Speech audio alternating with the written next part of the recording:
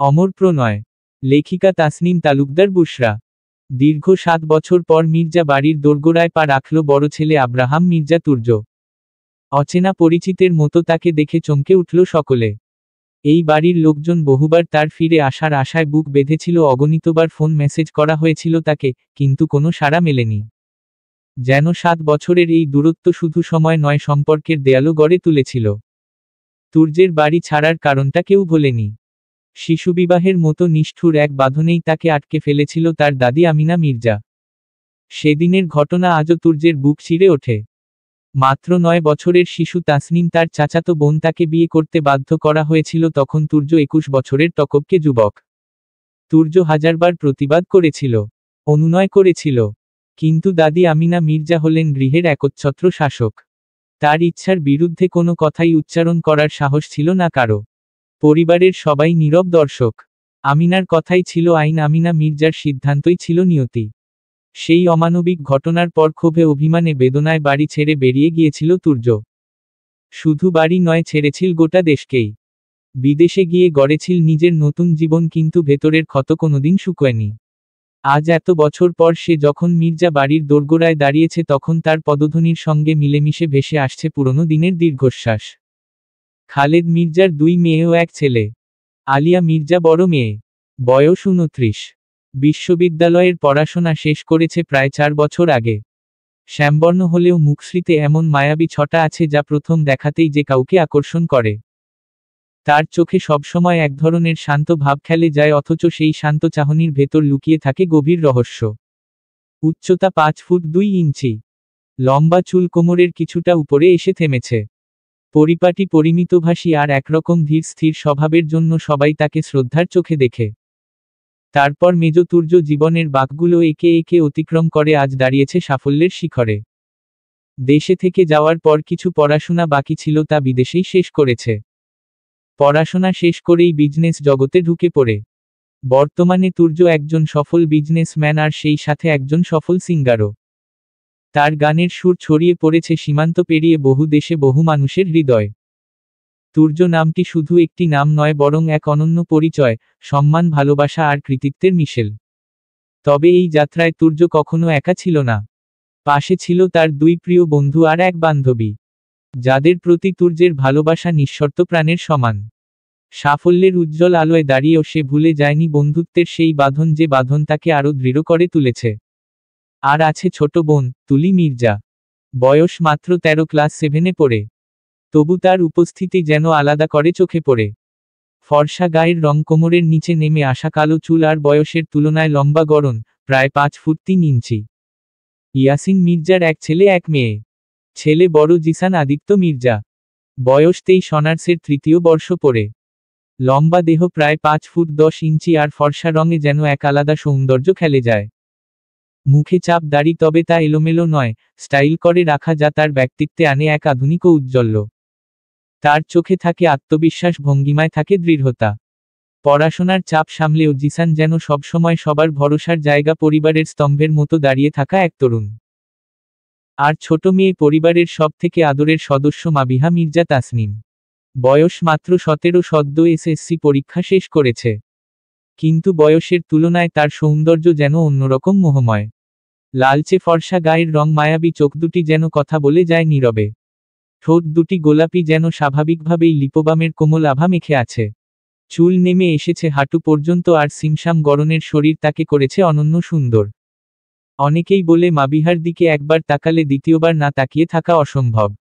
তার সরল হাসি আর স্বপ্নভরা চোখই যেন এই পরিবারের সবচেয়ে কোমল কবিতা। মির্জা বাড়ির গর্ব, মির্জা বাড়ির প্রাণ, এই 5 রতনই যেন সংসারের আলো, ঝলমলে আকাশের 5টি উজ্জ্বল নক্ষত্র। তুর্য, জিসান, আলিয়া, তাসনিম, তুলি, প্রতিটি নামেই ছিল আলাদা জ্যোতি, আলাদা ভালোবাসা। কিন্তু হঠাৎ করেই তুর্যের চলে যাওয়াটা যেন সেই আলোকিত আকাশ থেকে এক টুকরো তারাকে ছিঁড়ে নিয়ে যাওয়ার মতো হলো। তুর্য ছিল ভীষণ চঞ্চল স্বভাবের ছেলে। হাসি, ঠাট্টা, দুষ্টুমি আর প্রাণোচ্ছল কথাবার্তায় সে সারা বাড়ি মাতিয়ে রাখত। তার উপস্থিতিতে প্রতিটি ঘর, প্রতিটি আঙিনা যেন জীবন্ত হয়ে উঠত।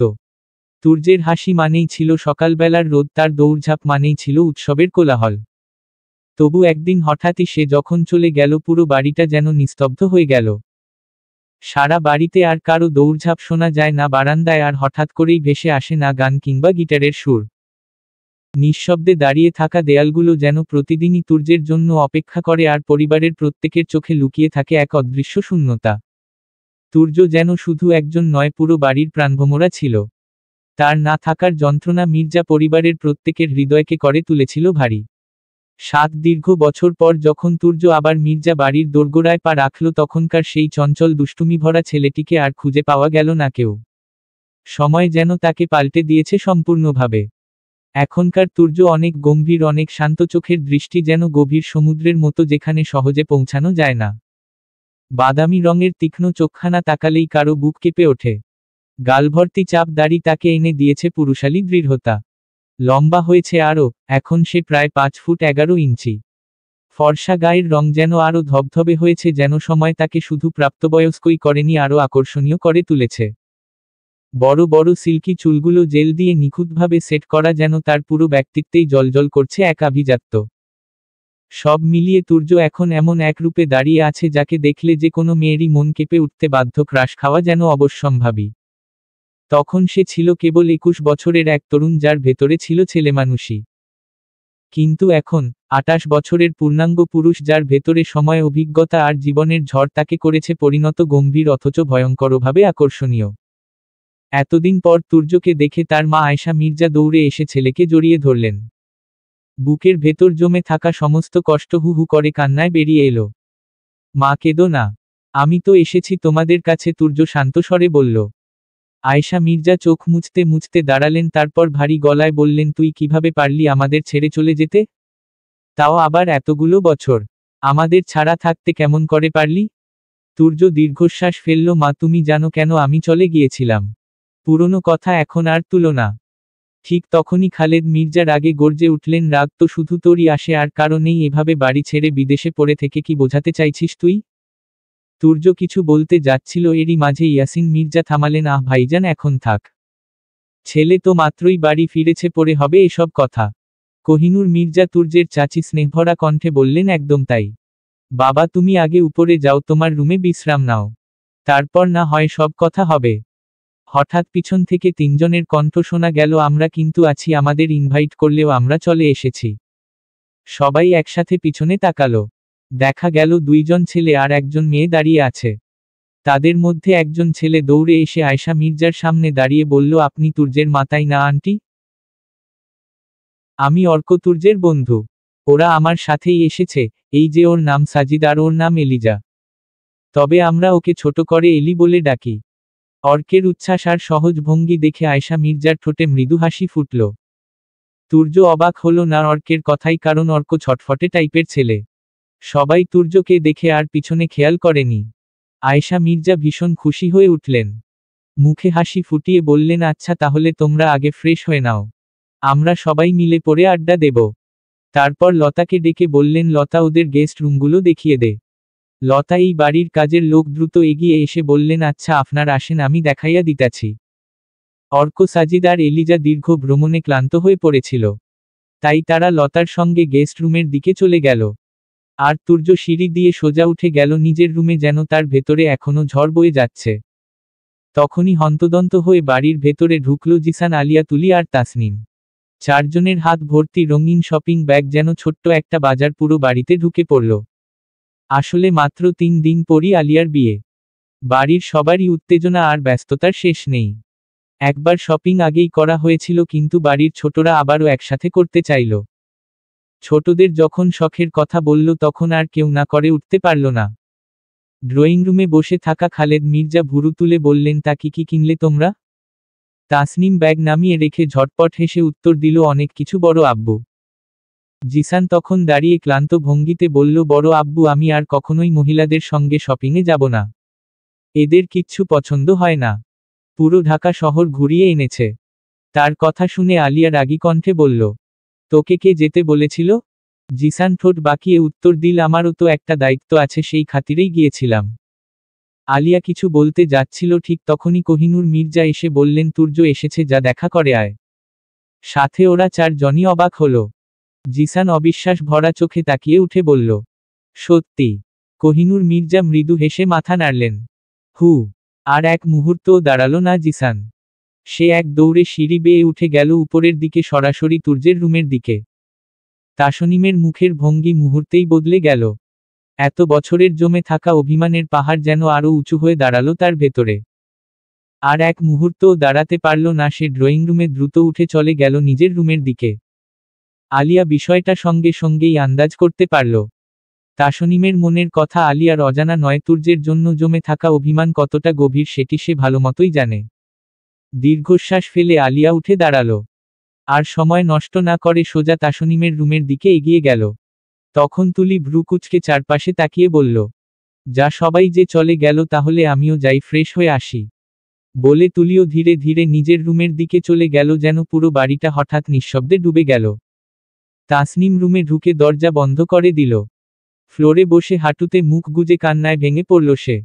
যেন বুকের ভেতরের সমস্ত যন্ত্রণা ফুঁড়ে বেরিয়ে আসতে চাইছে। ঠিক তখনই আলিয়া নিঃশব্দে রুমে ঢুকে তাসনিমের পাশে এসে বসল।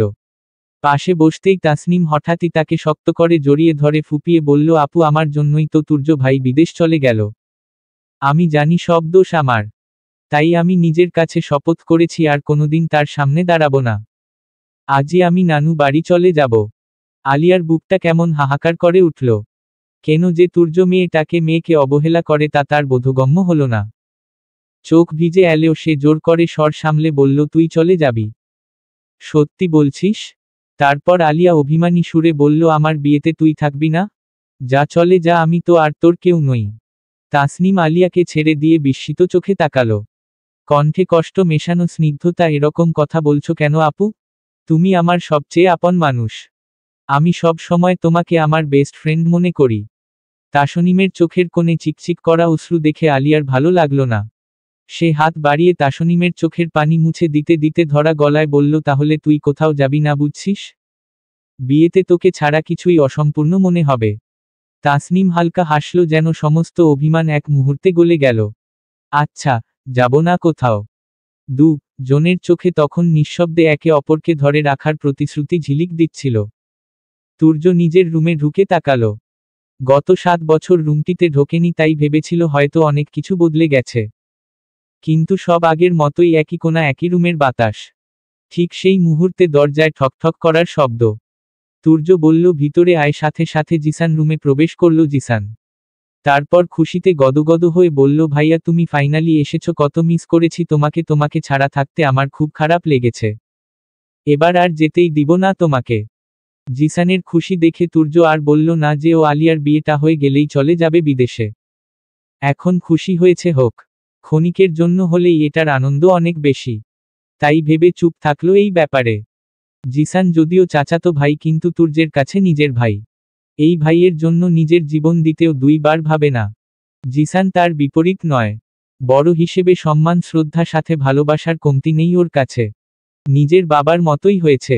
ইয়াসিন মির্জা যেমন কখনোই বড় ভাই খালেদ মির্জার উপরে কোনো কথা বলেনি, জিসান ঠিক তেমনই হয়েছে। তুর্য মুচকি হাসল, তারপর ধীর স্বরে বলল, আমিও তোদের সবাইকে অনেক মিস করেছি। জিসান একটু সন্দেহে বলল, তাহলে চলে গেলে কেন? তুর্য হালকা কণ্ঠে উত্তর দিল, এটা একসময় বলবো। এখন আমি ফ্রেশ হয়ে তারপর ঘুরতে যাব। জিসান চোখ বড় করে বলল, আচ্ছা ভাইয়া, কিন্তু আমার একটা আবদার আছে। আচ্ছা, পরে শুনবো, এখন ফ্রেশ হব। জিসান মৃদুভাবে মাথা নাড়িয়ে বলল, আচ্ছা। তারপর জিসান বাইরে যেতে নিলে তখনই তুর্য জিসানকে ডাকল। শুন। জিসান পিছনে ফিরে বলল, জি বলো ভাইয়া, বলো। তুর্য একটা লাগেজ জিসানের দিকে এগিয়ে দিয়ে বলল, এটা তোর বোনকে দিস। জিসান অবাক হয়ে বলল, তাসনিমকে? তুর্য কপাল কুঁচকে গম্ভীর কণ্ঠে বলল, কেন, তোর কি আরো বোন আছে নাকি? জিসান একটু বিব্রত হয়ে বলল, না মানে, তুমি তো। কথার শেষটা বলতে পারার আগেই তুর্য হঠাৎ বলল, এখন আর কথা বলতে ভালো লাগছে না। যা, পরে কথা হবে। জিসান আচ্ছা বলে লাগেজটা নিয়ে তাসনিমের রুমের দিকে গেল। তাসনিম তার রুমের দরজার টুকা পড়তেই ফোন থেকে চোখ তুলে বলল, আসো। দ্রুত পায়ে জিসান ঢুকল ভেতরে, হাতে সেই লাগেজ নিয়ে। তারপর জিসান দাঁড়িয়ে বলল, বইনা, তোর জামাই তোর জন্য কিছু আনছে, লাগেজ ভর্তি করে নে। তাসনিম প্রথমে অবাক, মনে হলো ওর জন্য আনছে। কিছুটা অবিশ্বাস মিশ্রিত খেয়াল মনেই ঘুরপাক খাচ্ছিল। কিন্তু পরক্ষণেই মনে হলো লোকটি ওর জন্যই বিদেশ চলে গেছিল। তাহলে সেই লোকের দেওয়া জিনিস সে কেন নেবে? তাই তাসনিম রাগ দেখছিয়ে বলল ভাইয়া যাও জিনিসটা তাকে ফিরতো দিয়ে এসো। আমি নিব না। জিসান শুধু ঠোঁট চেপে হেসে বলল আমি কিছু জানি না। তুর্য ভাইয়া আমাকে দিতে বলেছে আমি তোর কাছে দিলাম। এখন তুই রাখবি না নাকি ফেলে দিবি না নাকি যার জিনিস তাকে ফিরতো দিবি ওইটাই তোর ব্যাপার বলেই বেরিয়ে গেল। তাসনিম রাগে ফুসফুসে ধমক দিতে দিতে বলল, আজব এইটা এখানে কেন রেখে গেল? ঠিক তখনই দরজা ঠেলে ভেতরে ঢুকল তুলি। তাসনিমকে চোখ মুখ শক্ত করে বসে থাকতে দেখে অবাক হয়ে বলল কি হয়েছে আপু? এমন রাগ করে বসে আছো কেন? তাসনিম গভীর শ্বাস ফেলে তাকালো বোনের দিকে, তারপর ধীরে জিজ্ঞেস করল তুই কি তুর্য ভাইয়ের সাথে দেখা করেছিস? তুলি ভুরু উঁচু করে অবাক ভঙ্গিতে মাথা নাড়ল। না আপু, কেন? তাসনিম তীক্ষ্ণ স্বরে বলল। দেখা করবি না? তুলি হালকা হাসির মতো মুখে এনে বলল, করব তো, কিন্তু হঠাৎ এমন কথা বলছো কেন? কিছু হয়েছে? তাসনিম বিরক্ত মুখে আঙুলের ইশারায় কোণের লাগেজটার দিকে দেখিয়ে দিল ওই লাগেজটা তুর্য ভাইকে দিয়ে দেস। তুলি কপাল কুঁচকে এগিয়ে এসে জিজ্ঞেস করল, কেন? কি আছে ওই লাগেজে আপু? তাসনিম এবার ভ্রু কুঁচকে কণ্ঠে ক্লান্তি মিশিয়ে বলল আমার এখন কথা বলতে ভালো লাগছে না। তুই দিয়ে আয় যা। তুলির চোখে একটু প্রশ্নের ছায়া ভেসে উঠলেও সে জানে তাসনিমের রাগ প্রচুর, এখন জেদ কি হয়েছে জানতে চাইলে উল্টো রেগে যাবে। তাই তুলি শুধু মাথা নেড়ে বলল আচ্ছা। হাতের ভারী লাগেজটা নিয়ে তুর্যের রুমের দিকে হাঁটতে শুরু করল তুলি। আর মনে মনে ভাবতে লাগলো কি হয়েছে আপুর এরকম রাগ উঠেছে কেন? আর এই লাগেজেই বা কি আছে? তারপর ও ধীরে ধীরে তুর্যের রুমের দরজায় গিয়ে টুকা দিল। ভেতর থেকে হালকা গলার স্বর ভেসে এলো ভিতরে আয়। তুর্য তখনই ফ্রেশ হয়ে বেরিয়েছে, গায়ে এখনো পানির গন্ধ। তুলি দ্বিধা না করে ভেতরে ঢুকে হেসে বলল ভাইয়া কেমন আছেন? তুর্য হালকা হাসিতে উত্তর দিল ভালো আছি। তুই কেমন আছিস? তুলি মাথা নিচু করে মিষ্টি গলায় বলল আমিও ভালো আছি ভাইয়া। তারপর আর দেরি না করে হাতের লাগেজটা এগিয়ে দিল। ভাইয়া তাসনিম আপু আপনাকে এটা দিতে বলেছে। বলার সাথে সাথেই তুলি এক ছুটে বেরিয়ে গেল। আসলে কোনো কারণ নেই, তবু তুর্যকে দেখলেই তার বুক কেমন কেঁপে ওঠে, এক অকারণ ভয়, এক অজানা সংকোচ। তুর্য লাগেজটা দেখল একবার। চোখে একরাশ মমতা আর ব্যথার ছায়া ভেসে উঠল। ঠোঁটে মৃদু হাসি খেলে গেল। তারপর তুর্য বিড়বিড় করে বলল তুই সেই জিদিই রয়ে গেছিস রে আমার আদুরে পিচ্ছি মিষ্টি অষ্টাদশী।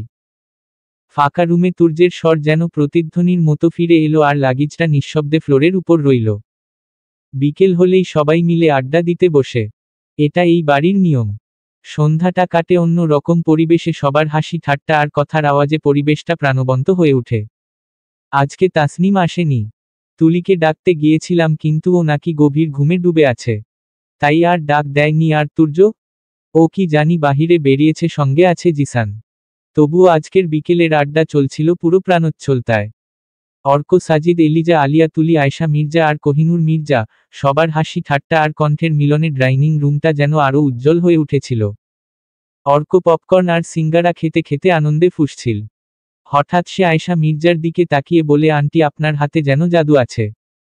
এত ভালো লাগছে কি বলবো, লাভ ইট। আয়শা মির্জার চোখে হালকা হাসি ফুটে ওঠে। মাঝে মাঝে তো আমাদের বাড়িতে চলে এসো বাবি। তখন আমি তোমার রান্না করে খাওয়াবো। অর্কের মুখে এক অভিনব উচ্ছ্বাস। আন্টি আমি তো আসতেই চাই। আমি তো বিদেশ থেকে 2 মাস পর পর আসতে পারি। কিন্তু অর্ক হঠাৎ চুপ হয়ে যায়, তারপর ইনোসেন্ট ফেস বানিয়ে বলে আপনার ছেলে আছে না মির্জাফর, আমাকে আসতে দেয় না বলে আমার বাড়ি কেন যাবি? তর বাড়ি ঘর নাই। আয়শা মির্জা অর্কের উচ্ছ্বাস দেখে হেসে উত্তর দেয় তুমি নিশ্চিন্তে চলে আসো বাবা, আমি বলে দিব না ওকে। অর্কের মুখে আনন্দের ঝিলিক। সে খুশি হয়ে বলে আচ্ছা আন্টি তাহলে আমি চলে আসব। আড্ডার মাঝখানে হঠাৎ এলিজা খোঁচা দিয়ে বলল আন্টি আপনি খাল কেটে কুমির আনছেন। এই একবার খেতে বলছে আর উঠবে না। অর্ক চট করে এলিজার দিকে তাকিয়ে দাঁত কটমট করে বলে তুই চুপ থাক এলিয়েন। আয়শা মির্জা অর্কের দিকে তাকিয়ে একটু অবাক হলেন। ও দেখতেও তেমন মোটা নয়, তাহলে এত খাবে কিভাবে? তিনি বিশ্বাস করতে পারছিলেন না। কোহিনুর মির্জা বলল হ্যাঁ একদম সত্যি কথা। সাজিদ হেসে হেসে বলল আরে আন্টি কিছু লোক আছে না অতিরিক্ত খেলে চাবিয়ে দেয়, ওই দলের। অর্ক চট করে উত্তরে বলল আন্টি মিথ্যা বলছে, আমি মোটেও ওইরকম না। তুলি ফট করে উঠে বলল হ্যাঁ তার জন্যেই তো তুমি 5টা সিঙ্গারা খেলে আর আমরা একটাও খাইনি। আলিয়া কটাক্ষের ছোঁয়ায় বলল তুলি তুই এটা কি বললি? অর্ক হেসে বলল একদম, দেখো কি সব বলে তোমার বোন। আলিয়া তির্যক হাসি দিয়ে বলল, একদম তুলি, সব জায়গায় সত্যি বলতে হবে না। সবাই একসাথে হেসে উঠল। ডাইনিং রুমের মধ্যে হাসি আর ঠাট্টার শব্দ যেন এক আলাদা উচ্ছ্বাস ছড়িয়ে দিল। অর্ক আরো খুশি হয়ে বলল, আমারও দিন আসবে হু, তখন দেখাবো কত ধানে কত চাল হু। বলেই সে আরেকটা সিঙ্গারা নিয়ে খেতে লাগল। অর্কের এই অবস্থা দেখে সবাই আরো হাসতে লাগল। পপকর্ন আর সিঙ্গারার আড্ডায় ডাইনিং রুমটা যেন আনন্দে ভরে উঠল আর বিকেলটা হয়ে উঠল একদম প্রাণবন্ত। রাত 11টা। সারা বাড়ি নিস্তব্ধ, সবাই খাওয়া দাওয়া সেরে নিজ নিজ রুমে ঘুমিয়ে পড়েছে। তবে তাসনিম 9টার মধ্যেই খেয়ে নিয়েছিল, কারণ ওর একান্ত ইচ্ছাই ছিল তুর্যের সামনে না পড়া। অন্যরা 10টার দিকে একসাথে খেয়েছে, কিন্তু তাসনিম তখন নিজের রুমে ছিল। সমস্যা হলো, সন্ধ্যার দিকে একচোট ঘুমিয়ে নেওয়ার কারণে এখন তার চোখে আর ঘুম আসছে না। বিছানায় এপাশ ওপাশ করতে করতে বিরক্ত লাগছিল। শেষমেশ ভাবল, একটু বাইরে হাঁটাহাঁটি করলে হয়তো মন শান্ত হবে আর ঘুমও আসবে। তার মাথায় প্রথমেই ভেসে উঠল সাদের বাগানের কথা। আজ সারাদিনই সেখানে যাওয়া হয়নি। অথচ ফুলগাছের প্রতি তাসনিমের অদ্ভুত টান। বাড়িতে বাগান থাকা সত্ত্বেও সাদের জায়গার অর্ধেক জুড়েই সে ফুলগাছ লাগিয়ে রেখেছে। নানা রঙের ফুল ফুটলে মনে হয় যেন নিজের ভেতরের একাকিত্বকে সেগুলো রং দিয়ে ঢেকে দিচ্ছে। তাসনিম ভালো করে উড়োনা খানা শরীরে জড়িয়ে নিল। দরজা আস্তে টেনে বন্ধ করে সাদের দিকে পা বাড়ালো। সাদে পা রাখতেই তাসনিমের নাকে এক অদ্ভুত ঘ্রাণ এসে লাগল। অচেনা অথচ মাদকতাম সেই সুবাসে হঠাৎই তার মাথাটা যেন হালকা ঝিমঝিম করে উঠল। মনে হচ্ছিল চারপাশের বাতাসেই যেন কোনো জাদু মিশে আছে, যা তাকে অজান্তেই টেনে নিচ্ছে আরো ভেতরে।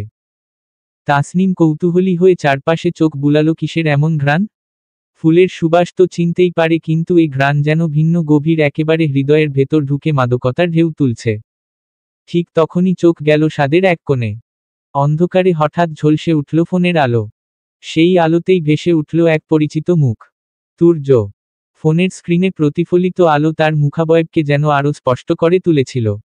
রাতের নির্বতায় দাঁড়িয়ে থাকা মানুষটাকে দেখে তাসনিমের নিঃশ্বাস থেমে এলো এক মুহূর্তের জন্য। এই মানুষটা তো তার স্বামী, কিন্তু এত হ্যান্ডসাম। যেন ভিন্ন এক রূপে সামনে দাঁড়িয়ে আছে। তাসনিম তাকিয়ে থাকতে থাকতেই নিজের মধ্যে হারিয়ে গেল।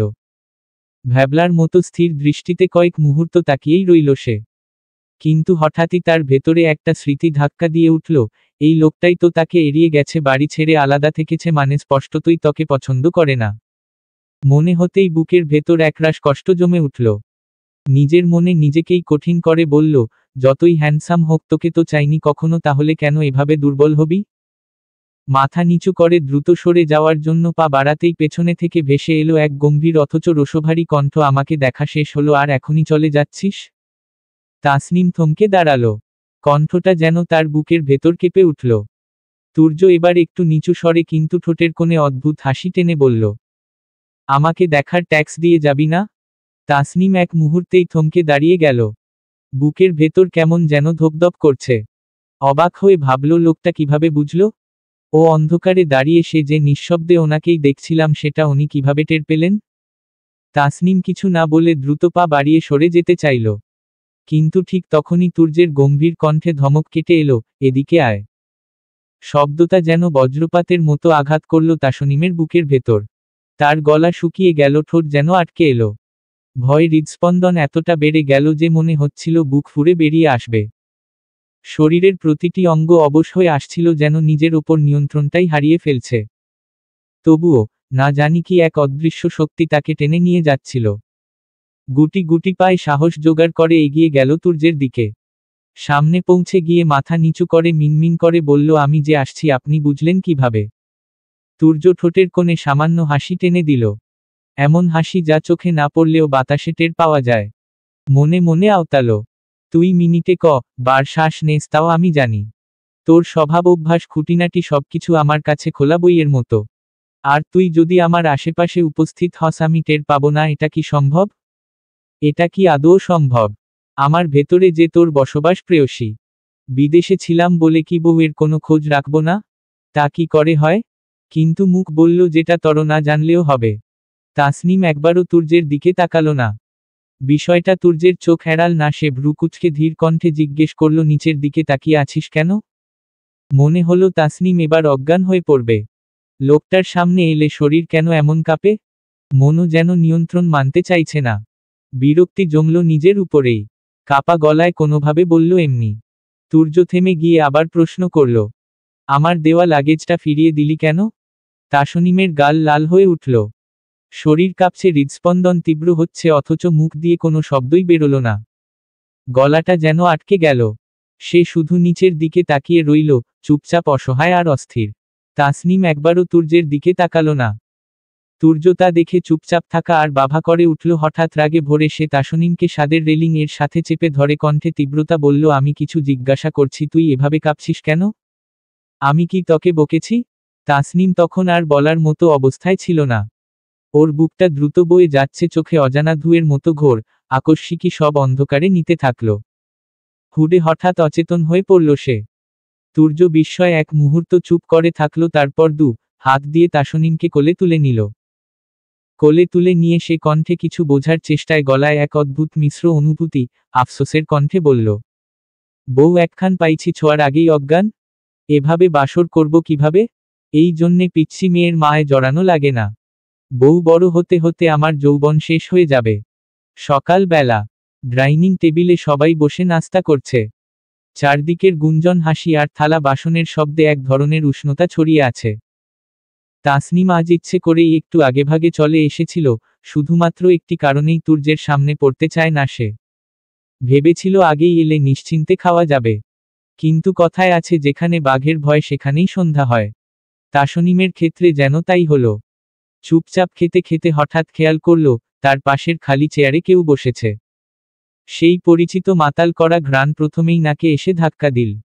চোখের কোণে হালকা নড়াচড়া টের পেয়ে পাশে তাকাতেই দেখল তুর্য। এক নিমিষে তাসনিমের বুক ধড়ফড় করে উঠল। গলার খাবার হঠাৎ আটকে গেল, শ্বাস নিতে কষ্ট হলো। অস্বস্তি সামলাতে গিয়ে তালুতে খাবার উঠে এলো আর সে প্রবলভাবে কাশতে শুরু করল। তুর্য তাড়াহুড়ো করে পাশে রাখা গ্লাসটা এগিয়ে দিল, কণ্ঠে চাপা উদ্বেগ, এই নে পানি খা। ধীরে। এদিকে কোহিনূর মির্জা দৌড়ে এসে মেয়ের পিঠে হালকা থাপ্পড় দিতে দিতে বললেন, আর বড় হলি না রে, এইভাবে কেউ খায় নাকি? কিছুক্ষণ পর তাসনিম সামলে উঠল বটে, তবে মুখখানা টকটকে লাল হয়ে উঠেছিল। একবার শুধু তাকালো তুর্যের দিকে, আবার চোখ নামিয়ে নিল। তুর্যও ক্ষণিকের জন্য চোখ রাখল তার মুখে, তারপর অন্যমনস্ক ভঙ্গিতে খাওয়ায় মন দিল। তাসনিম এবার তাড়াহুড়ো করে খেতে শুরু করল। মনে হচ্ছিল যত দ্রুত শেষ করা যায় ততই ভালো। হঠাৎ তুর্য হালকা ঝুঁকে এল।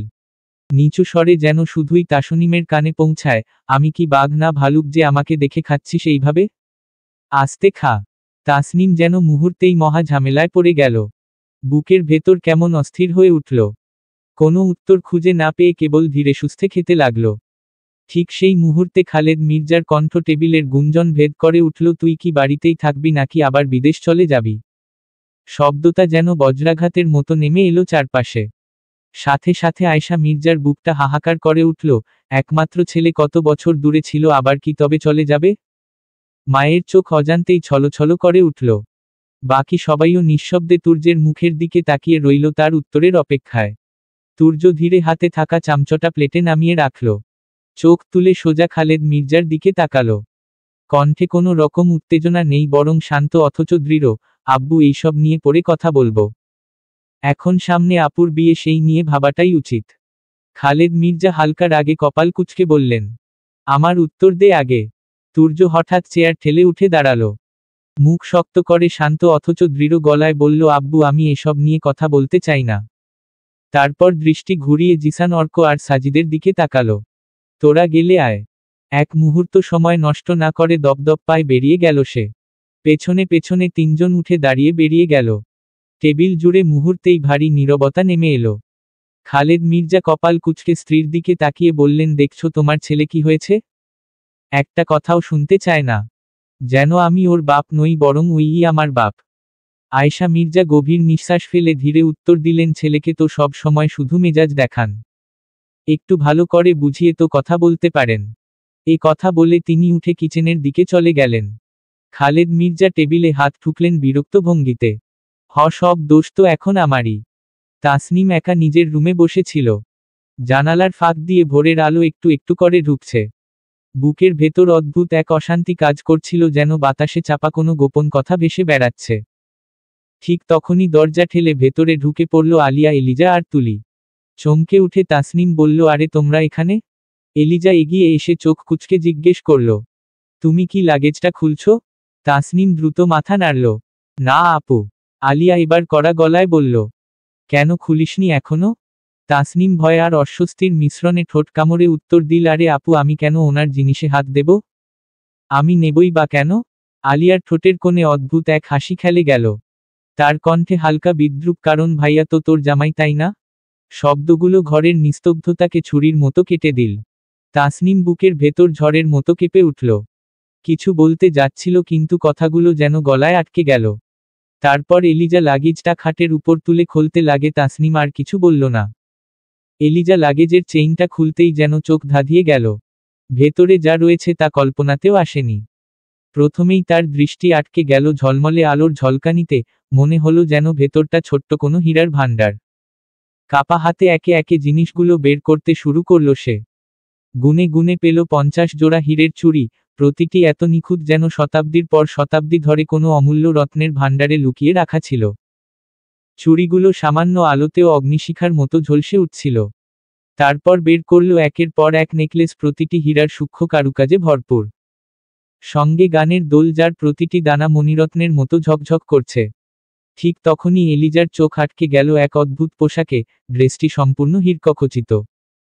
এমন পোশাক সে কেবল রাজকীয় কাহিনী কিংবা রূপকথার রাজকুমারীর গল্পেই কল্পনা করতে পেরেছিল।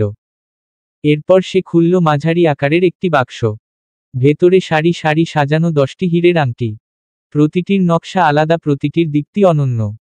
অবশেষে যখন সে শেষ জিনিসটি বের করল, বিস্ময় নিঃশ্বাস বন্ধ হয়ে এলো। এক জোড়া হীরের জুতা। আলোয় ভেসে থাকা সেই জুতাগুলো যেন হাঁটার জন্য নয়, বরং স্বপ্নের মঞ্চে পা রাখার জন্যই তৈরি। আলিয়া অবাক চোখে লাগেজ ভরা হীরের ঝলকানির দিকে তাকিয়ে রইল। মুখে চওড়া হাসি নিয়ে হেসে উঠল সে, বাহতুর্য ভাইয়া তো ফাটিয়ে দিয়েছে। তাসনিম, তোর জামাই যেন পুরো হীরার দোকানটাই নিয়ে এসেছে তোর জন্য। তাসনিম হতভম্ব হয়ে চারপাশে তাকালো। তার হাত কাঁপছিল, চোখ যেন বিশ্বাসই করতে চাইছিল না সামনে সাজানো সেই স্বপ্নীল ভাণ্ডারকে। নিঃশ্বাস আটকে গিয়ে কাপা গলায় বলল, এত কিছু সবই আমার জন্য? কিন্তু উনি তো আমাকে পছন্দই করেন না। আলিয়া ঠোঁটের কোণে রহস্যময়ী হাসি টেনে তাসনিমের দিকে তাকালো। তার চোখে দুষ্টুমির ঝিলিক। কে জানে মনের কথা আর মুখের কথা এক হলো কি না। হয়তো তুর্য ভাই যা বলেন তার ভেতরে লুকিয়ে আছে হয়তো একেবারেই অন্য অনুভূতি। তাসনিমের বুকের ভেতর কেমন অজানা এক আলোড়ন বয়ে গেল। হীরার ঝলকানি যেন তার হৃদয়ের ভেতরে জমে থাকা সন্দেহ, ভয় আর আশার পর্দাকে একসাথে নাড়া দিয়ে গেল। তুর্য সত্যিই কি ওকে ভালোবাসে নাকি? সাদের বাগানে বিকেলের হালকা রোদ্দুর আঙিনার ফুলগাছের পাতায় খেলা করছিল। চারদিকে এক শান্ত আবেগমাখা পরিবেশ। তাসনিম নিজের অভ্যাস মতো টবে পানি দিচ্ছিল। আলিয়া, তুলি আর এলিজাও পাশে দাঁড়িয়ে গল্প করছিল। মনে হচ্ছিল এই মুহূর্তগুলো যেন একটু থেমে যাক। হঠাৎ তাসনিম পানির ঝাঁঝরি নামিয়ে রেখে কোমল গলায় বলল, আপু আমি তোমাকে অনেক মিস করব। বিয়ের পরে তুমি আমাদের ভুলে যাবে না তো? আলিয়া একটু থমকে গেল, তারপর মিষ্টি হেসে তাসনিমের গাল ছুঁয়ে দিল। পাগল নাকি? তোকে আর তুলিকে আমি কিভাবে ভুলব? তোরা জনেই তো আমার সব। তুলি তখন শিশুসুলভ আবদার করে বলল, আপু তুমি কিন্তু প্রতিদিন একবার করে আমাদের কাছে আসবে। আলিয়া হেসে মাথা নাড়ল, চোখে হালকা স্নিগ্ধ দুঃখের ছায়া ফুটে উঠল। আসতে তো খুব ইচ্ছে করবে রে, কিন্তু যদি 10-20 মিনিটের রাস্তা হতো তাহলে প্রতিদিনই চলে আসতাম। কিন্তু আসতে প্রায় 2 ঘন্টার মতো সময় লাগবে, এত দূর থেকে কিভাবে আসব? তুলি মুখটা গম্ভীর করে বলল, তাহলে অন্তত সপ্তাহে একদিন আসবে, এই কথা দাও। আলিয়া মৃদু হেসে মাথা নাড়ল। আচ্ছা, চেষ্টা করব। তবে জানিসই তো দূরত্বের কারণে সবসময় সম্ভব হবে না। এলিজা ঠোঁট বাঁকিয়ে কেমন যেন বিরক্ত গলায় বলল, আমার এই নিয়মটা মোটেই ভালো লাগে না। কেন মেয়েদের বিয়ে করতেই হবে? সারা জীবন যদি বাবার বাড়িতেই থাকতে পারত তাহলে কত ভালো হতো। তাসনিম কিছু বলতে যাচ্ছিল, এমন সময় হঠাৎ লতা দৌড়ে এসে উঠোনে ঢুকে পড়ল। তার নিঃশ্বাস দ্রুত ওঠানামা করছিল, কপাল ঘামে ভিজে গেছে। হাঁপাতে হাঁপাতে সে বলল, আপা আপনেরা নিচে আহেন, দেইখা যান তুর্য ভাইয়া আর জিসান ভাইয়া কি করছে। এক মুহূর্ত দেরি করল না তাসনিম। হাতের ওয়াটারিং ক্যানটা রেখে তাড়াহুড়ো করে সিঁড়ি বেয়ে নামতে লাগল। পেছনে ছুটে এলো আলিয়া, এলিজা আর তুলি। নিচে এসে তারা দেখল বাড়ির সবাই গ্যারেজের সামনে জটলা করে দাঁড়িয়ে আছে। চারপাশে এক ধরনের উত্তেজনা ছড়িয়ে আছে। তাসনিম ভিড় ঠেলে সামনে এগিয়ে গেল, তারপর চোখ যেদিকে পড়ল সেদিকে তাকিয়ে তার নিঃশ্বাস আটকে গেল। চোখ বিস্ফারিত, মুখ অবিশ্বাসে খোলা, যা সে দেখল তা কোনোভাবেই তার কল্পনার মধ্যে ছিল না। মনে হলো মুহূর্তের ভেতরেই তার চারপাশের পৃথিবী থেমে গেছে। 4টে নতুন ঝকঝকে বাইক সারি করে দাঁড়িয়ে আছে গ্যারেজে। গাঢ় লাল, নীল, কালো আর ধূসর, প্রতিটা বাইক যেন রোদে চকচক করছিল। বাইকের গর্জন মিলিয়ে আসতেই 4জন তরতাজা ছেলে ধীরে ধীরে নামল সেগুলো থেকে।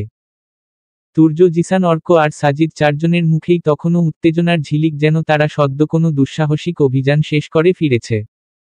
কিছুটা দূরে দাঁড়িয়ে ছিল আয়েশা মির্জা আর কোহিনূর মির্জা। তাদের চোখের দৃষ্টি ছিল তীক্ষ্ণ, বিশেষ করে আয়েশার। 4জনকে নামতে দেখে সে অবাক হয়ে বলেই ফেলল, এসব কি তুর্য? তুই বাইক কিনে এনেছিস? তুর্য হালকা হাসল। ঠোঁটের কোণে একরকম দুষ্টুমি খেলা করছিল। মাথার চুলে হাত চালিয়ে সে নির্লিপ্ততা গলায় উত্তর দিল, জিসান আবদার করেছিল। আর ভেবে দেখলাম কিনবো যখন একটা কেন কিনবো, তাই সবার জন্যই একটা একটা এনেছি। আয়েশার মুখ গম্ভীর হয়ে উঠল, চোখে রাগ আর বিস্ময়ের মিশ্র ছায়া। এখন বাইক দেখে তোর বাবা আরো রেগে যাবে। কি সব কীর্তি করিস তুই তুর্য? তুর্য বাইকের আয়না দেখে নিজের চুল ঠিক করতে করতে করতে নিশ্চিন্ত স্বরে বলল, মা টেনশন নিও না, কিছু হবে না। কথাটা বলে সে বাইকের পাশে দাঁড়িয়ে থাকা বন্ধুদের দিকে তাকালো এক পলক। তারপর হেলেদুলে অবলীলাভরে তুর্য বাড়ির দিকে হাঁটা শুরু করল। পেছনে আয়েশা আর কোহিনূর তাকিয়ে রইল বিস্ময়ভরা দৃষ্টিতে, আর জিসান, অর্ক আর সাজিদ হেসে ফিসফিস করতে লাগলো, যেন তুর্যের এ হেয়ালিপনার মধ্যে তারা এক অদ্ভুত আনন্দ খুঁজে পেয়েছে। আয়েশা মির্জা আর কোহিনূর মির্জা বিরক্ত মুখে ভেতরে চলে গেলেন। তারা 2জন বাড়ির ভিতরে যাওয়ার সাথে সাথে গ্যারেজে জমে থাকা উত্তেজনাটা যেন খানিকটা হালকা হয়ে গেল। এই সুযোগে এতক্ষণ ভদ্র শান্ত হয়ে দাঁড়িয়ে থাকা এলিজা হঠাৎ দৌড়ে গিয়ে অর্কের ঝকঝকে ধূসর বাইকে উঠে বসল। বসার সাথে সাথে বাইকের সিট থেকে হালকা শব্দ বের হলো, আর সাথে সাথেই অর্ক তেড়ে উঠল। এই ছেমরি, তুই আমার বাইকে কেন উঠিস রে? নাম নাম। এলিজা মুখ বাঁকিয়ে ভুরু কুঁচকে উত্তর দিল, তোরাই বাইক আনলি, আমার জন্য কেন আনলি না? আমি কি তোর ফ্রেন্ড না? অর্ক বিরক্ত মুখে মাথা চুলকালো। ঠোঁটের কোণে কৌতুকের হাসি টেনে সে বলল, ও আমি তো ভুলেই গেছিলাম আমাদের ফ্রেন্ড সার্কেলে একজন মেয়ে রূপী ছেলে আছে। কথাটা শুনে জিসান আর সাজিদ একসাথে হো হো করে হেসে উঠল। এলিজা তৎক্ষণাৎ রেগে গিয়ে অর্কের দিকে তাকিয়ে চেঁচিয়ে উঠল, শালা চুপ কর, মেয়েরা কি বাইক চালাতে পারে না নাকি? ছেলে মেয়ের সমান অধিকার বুঝলি? আমিও চালাতে পারবো। অর্ক এক চোখ বন্ধ করে ভান করল গম্ভীর ভাবের। তারপর মুচকি হেসে বলল, আচ্ছা ঠিক আছে, তাহলে আমি রাস্তায় দাঁড়িয়ে শিশি করতে পারবি তুই? অর্কের শেষ কথাটা শুনে হঠাৎ পাশেই দাঁড়িয়ে থাকা আলিয়া, তুলি আর তাসনিমের মুখ গম্ভীর হয়ে উঠল। মুহূর্তের মধ্যেই যেন তাদের হাসি ঠাট্টার জগতে এক অদ্ভুত অস্বস্তি নেমে এলো। তাসনিম প্রথমেই চোখ ফিরিয়ে নিল। কণ্ঠে জোর করে স্বাভাবিক ভাব আনার চেষ্টা করলেও ভেতরে ভেতরে তার অস্থিরতা স্পষ্ট। আমার কাজ আছে, তোমরা কথা বলো বলেই একরকম তাড়াহুড়ো করে ভেতরের দিকে হাঁটা দিল। তার পায়ের শব্দে বোঝা যাচ্ছিল সে যেন সেখান থেকে পালিয়েই বাঁচল। তুলি এক মুহূর্ত দাঁড়িয়ে থাকল, তারপর হঠাৎ দৌড়ে ভেতরে চলে গেল, যেন আড়ালেই লুকাতে পারবে নিজের অস্বস্তি। কিন্তু আলিয়ার ভেতরে একটা ভিন্ন দ্বন্দ্ব কাজ করল। তার মনে হলো এখন যদি সেও চলে যায় তবে সেটা দেখাবে ভালো দেখাবে না। তাই আলিয়া একদম চুপচাপ দাঁড়িয়ে রইল, ঠোঁট কামড়ে চোখ নামিয়ে রাখল মেঝের দিকে। চারপাশে হালকা নীরবতা নেমে এলো, শুধু অর্ক আর অন্যদের খুনসুটি ভেসে আসছিল কানে। এলিজার মুখ হঠাৎ গম্ভীর হয়ে উঠল, চোখে আগুনের ঝিলিক, যেন মুহূর্তে ঝাঁপিয়ে পড়বে। রাগ সামলাতে না পেরে সে পায়ের জুতা খুলে সজোরে ছুঁড়ে দিল অর্কের দিকে। অর্ক চমকে উঠে হাত বাড়িয়ে কেচ ধরে ফেলল জুতাটা। মুখে তখনও দুষ্টুমি খেলা করছে। এই পাগলি, এভাবে মারিস কেন? এলিজা দাঁত কিচিয়ে চেঁচিয়ে উঠল, শালা চুপ থাক। অর্ক কিছু বলতে যাবে তখনই সাজিদ হাত উঁচু করে বিরক্ত ভঙ্গিতে বলে উঠল, আচ্ছা থামো, তোরা যখনই একসাথে হস তখনই আবার বাচ্চাদের মতো ঝগড়া শুরু করিস, এভাবে কবে মানুষ হবি তোরা? এলিজা বাইক থেকে লাফিয়ে নেমে এসে দাঁড়িয়ে গেল অর্কের সামনে, চোখে ঝলক, ঠোঁটে জেদি ভঙ্গি। আমার কি দোষ? সব দোষ এই অর্কের। অর্ক ঠোঁট বাঁকিয়ে ব্যঙ্গের সুরে উত্তর দিল, নিজের দোষ তো স্বীকার করবি না তাই না? আসলেই তোরা মেয়েরাই এমন, যত দোষ থাকুক সরি বলবি না। কথাটা শেষ করেই সে হাত ঝাঁকিয়ে মজা করে যোগ করল, শেখা হাসিনার জাত না তোরা? পালিয়েও যাবি তবুও সরি বলবি না। চারপাশে হো হো করে হাসির রোল উঠল। জিসান পেট চাপড়ে হাসতে লাগলো। সাজিদ মাথা নাড়ল বিরক্ত অথচ মুচকি হেসে। এলিজা মুখ আরো বাঁকিয়ে বলল, তুই তো দেখি রাজনীতি টানছিস, চুপ করো না হলে এবার সত্যি জুতার বদলে ইট ছুড়ব। অর্ক হাত উঁচু করে আত্মরক্ষার ভঙ্গি নিল, কিন্তু ঠোঁটের কোণে দুষ্টু হাসি ঝুলেই রইল। এই জনের খুনসুটি যেন সবাইকে আবার প্রাণখোলা হাসিতে ভরিয়ে দিল। অর্কের কথা শুনে হঠাৎই আলিয়ার ঠোঁটের কোণে চাপা হাসি ফুটে উঠল। সে যতই লুকাতে চাইুক হাসিটা চোখের কোণায় ধরা পড়ে গেল। আর পাশেই এলিজা রাগে ফুঁসতে ফুঁসতে দাঁড়িয়ে রইল, যেন যে কোনো মুহূর্তে আবার বিস্ফোরিত হবে। সাজিদ বিরক্ত ভঙ্গিতে হাত নেড়ে বলল, আচ্ছা চল ভাই, ভিতরে যাই। অনেক টায়ার্ড লাগছে, এসব বাচ্চাদের ঝগড়া আর ভালো লাগছে না। এলিজা রাগী চোখে একবার অর্কের দিকে তাকালো, চোখ দুটো যেন আগুন ছুড়ে দিচ্ছে। তারপর ঠকঠক করে পা ফেলে বাড়ির ভেতরে ঢুকে গেল। আলিয়াও খানিকটা থেমে আবার অর্কের মুখের হাসিটা দেখে মাথা নিচু করে চুপচাপ ভেতরে চলে গেল। বাইরে তখনও অর্কের মুখে মুচকি হাসি লেগেই আছে, যেন কারো রাগই তার কাছে বিনোদনের খোরাক। সাজিদ এগিয়ে এসে জোরে অর্কের পিঠে থাপ্পড় মারল। হাসতে হাসতেই বলল, শালা, ওই মেয়েটাকে সবসময় কেন জ্বালাস? জানিস তো ও রেগে গেলে পাগলি করে। অর্ক মাথা উঁচু করে এক চোখ বন্ধ করে মুচকি হেসে বলল, ওকে জ্বালানোর মধ্যে যে মজা আছে তা আমি অন্য কোথাও পাই না। তার গলায় ছিল দুষ্টুমি আর চোখে ছিল একরকম অদ্ভুত ঝিলিক। যেন এলিজার রাগই তার কাছে এক বিশেষ আনন্দ, যা সে উপভোগ করে প্রতিটা মুহূর্তে। তাসনিম ধীরে ধীরে সিঁড়ি বেয়ে উপরে উঠে যেতে থাকে। তারপর তুর্যের রুমের দিকে যায়। আজকে সরাসরি কথা বলতে হবে। তখন তুর্যই শাওয়ার নিতে যাচ্ছিল। দরজার খোলা ফাঁক দিয়ে তুর্য দেখল তাসনিম তার রুমের সামনে দাঁড়িয়ে উকি দিচ্ছে। তুর্য গম্ভীর কণ্ঠে বলল, এভাবে উকি না দিয়ে ভেতরে আয়। তাসনিম একটু থতমত খেয়ে গুটি গুটি পায়ে রুমে ঢুকল। চোখে অদ্ভুত লাজ আর এক ধরনের ভয়, তবে মনটা অদ্ভুতভাবে উত্তেজিত। আসলে, তাসনিম ধীর কণ্ঠে বলল, আমি আপনাকে বলতে আসছিলাম যে আমার জন্য এত কিছু না আনলেও হতো। তুর্য কপাল কুঁচকে এক চুপচাপ মুহূর্ত কাটালো। তারপর হালকা রাগমিশ্রিত স্বরে বলল, তো এখন থেকে আমাকে শিখতে হবে আমি কি আনবো আর কি আনবো না। তাসনিম হালকা হেসে কণ্ঠে একটু কাঁপন নিয়ে বলল, না, কিন্তু আপনি এতগুলো জিনিস কেন এনেছেন আমার জন্য? আমাকে কি ভালোবাসেন? তুর্য তাসনিমের দিকে কঠোর চাহনি দিয়ে বলল, এসব আউল ফাউল কথা বলতে আর আমার কাছে আসবি না। এসব ফালতু কথা শোনার আমার কাছে টাইম নেই। তাসনিম একটু কাঁপতে কাঁপতে কিন্তু দৃঢ় কণ্ঠে বলল, আমাকে ভালোবাসেন না তাহলে এতগুলো জিনিস কেন দিচ্ছেন? আর লাগবে না এসব। তুর্যের চোখে এক অজানা রাগের ছায়া ফুটল। হঠাৎ সে তাসনিমকে দেয়ালের দিকে টেনে চেপে ধরল। তার কণ্ঠে করা আওয়াজ, যদি জিনিসগুলো আবার আমার রুমে আসে তাহলে তোর খবর আছে বলে দিলাম। তাসনিম কিছুটা হুঁশ হারিয়ে হেসে বলল, কেন সব সময় আপনার কথাই আমাকে শুনতে হবে? আমি ফিরিয়ে দেব। হঠাৎ তুর্য অজান্তে রাগের প্রভাবে দেয়ালে কয়েকটি ঘুষি মারে। তাসনিম থামানোর সাহস পায় না, শুধু চুপচাপ তাকিয়ে থাকে। কয়েক মুহূর্তের উত্তেজনা পড়ে থেমে গেলে তাসনিম লক্ষ্য করে তুর্যের হাত ছুলে রক্ত বের হচ্ছে। আরে, তুর্য ভাই, আপনার হাত! তাসনিম আতঙ্কিত কণ্ঠে বলল। তুর্য হালকা হাসল, কিন্তু কণ্ঠে শান্তি নেই। সে তাসনিমের বাহু ধরল, আমার যা হোক তোকে নিয়ে ভাবতে হবে না। তাসনিমের হৃদয়ে ধুকধুক করতে থাকে। রক্তের ছোট ছোট দাগগুলো যেন তাদের দুজনের মধ্যকার উত্তেজনা ও সংযোগের সাক্ষী। রুমে অদ্ভুত নীরবতা নেমে আসে, আর সেই নীরবতা বলে দিচ্ছিল, এই সম্পর্ক সহজ নয় কিন্তু অটল ও গভীর। তাসনিম কিছুক্ষণ চুপচাপ দাঁড়িয়ে তাকালো, চোখে চিন্তার ছাপ।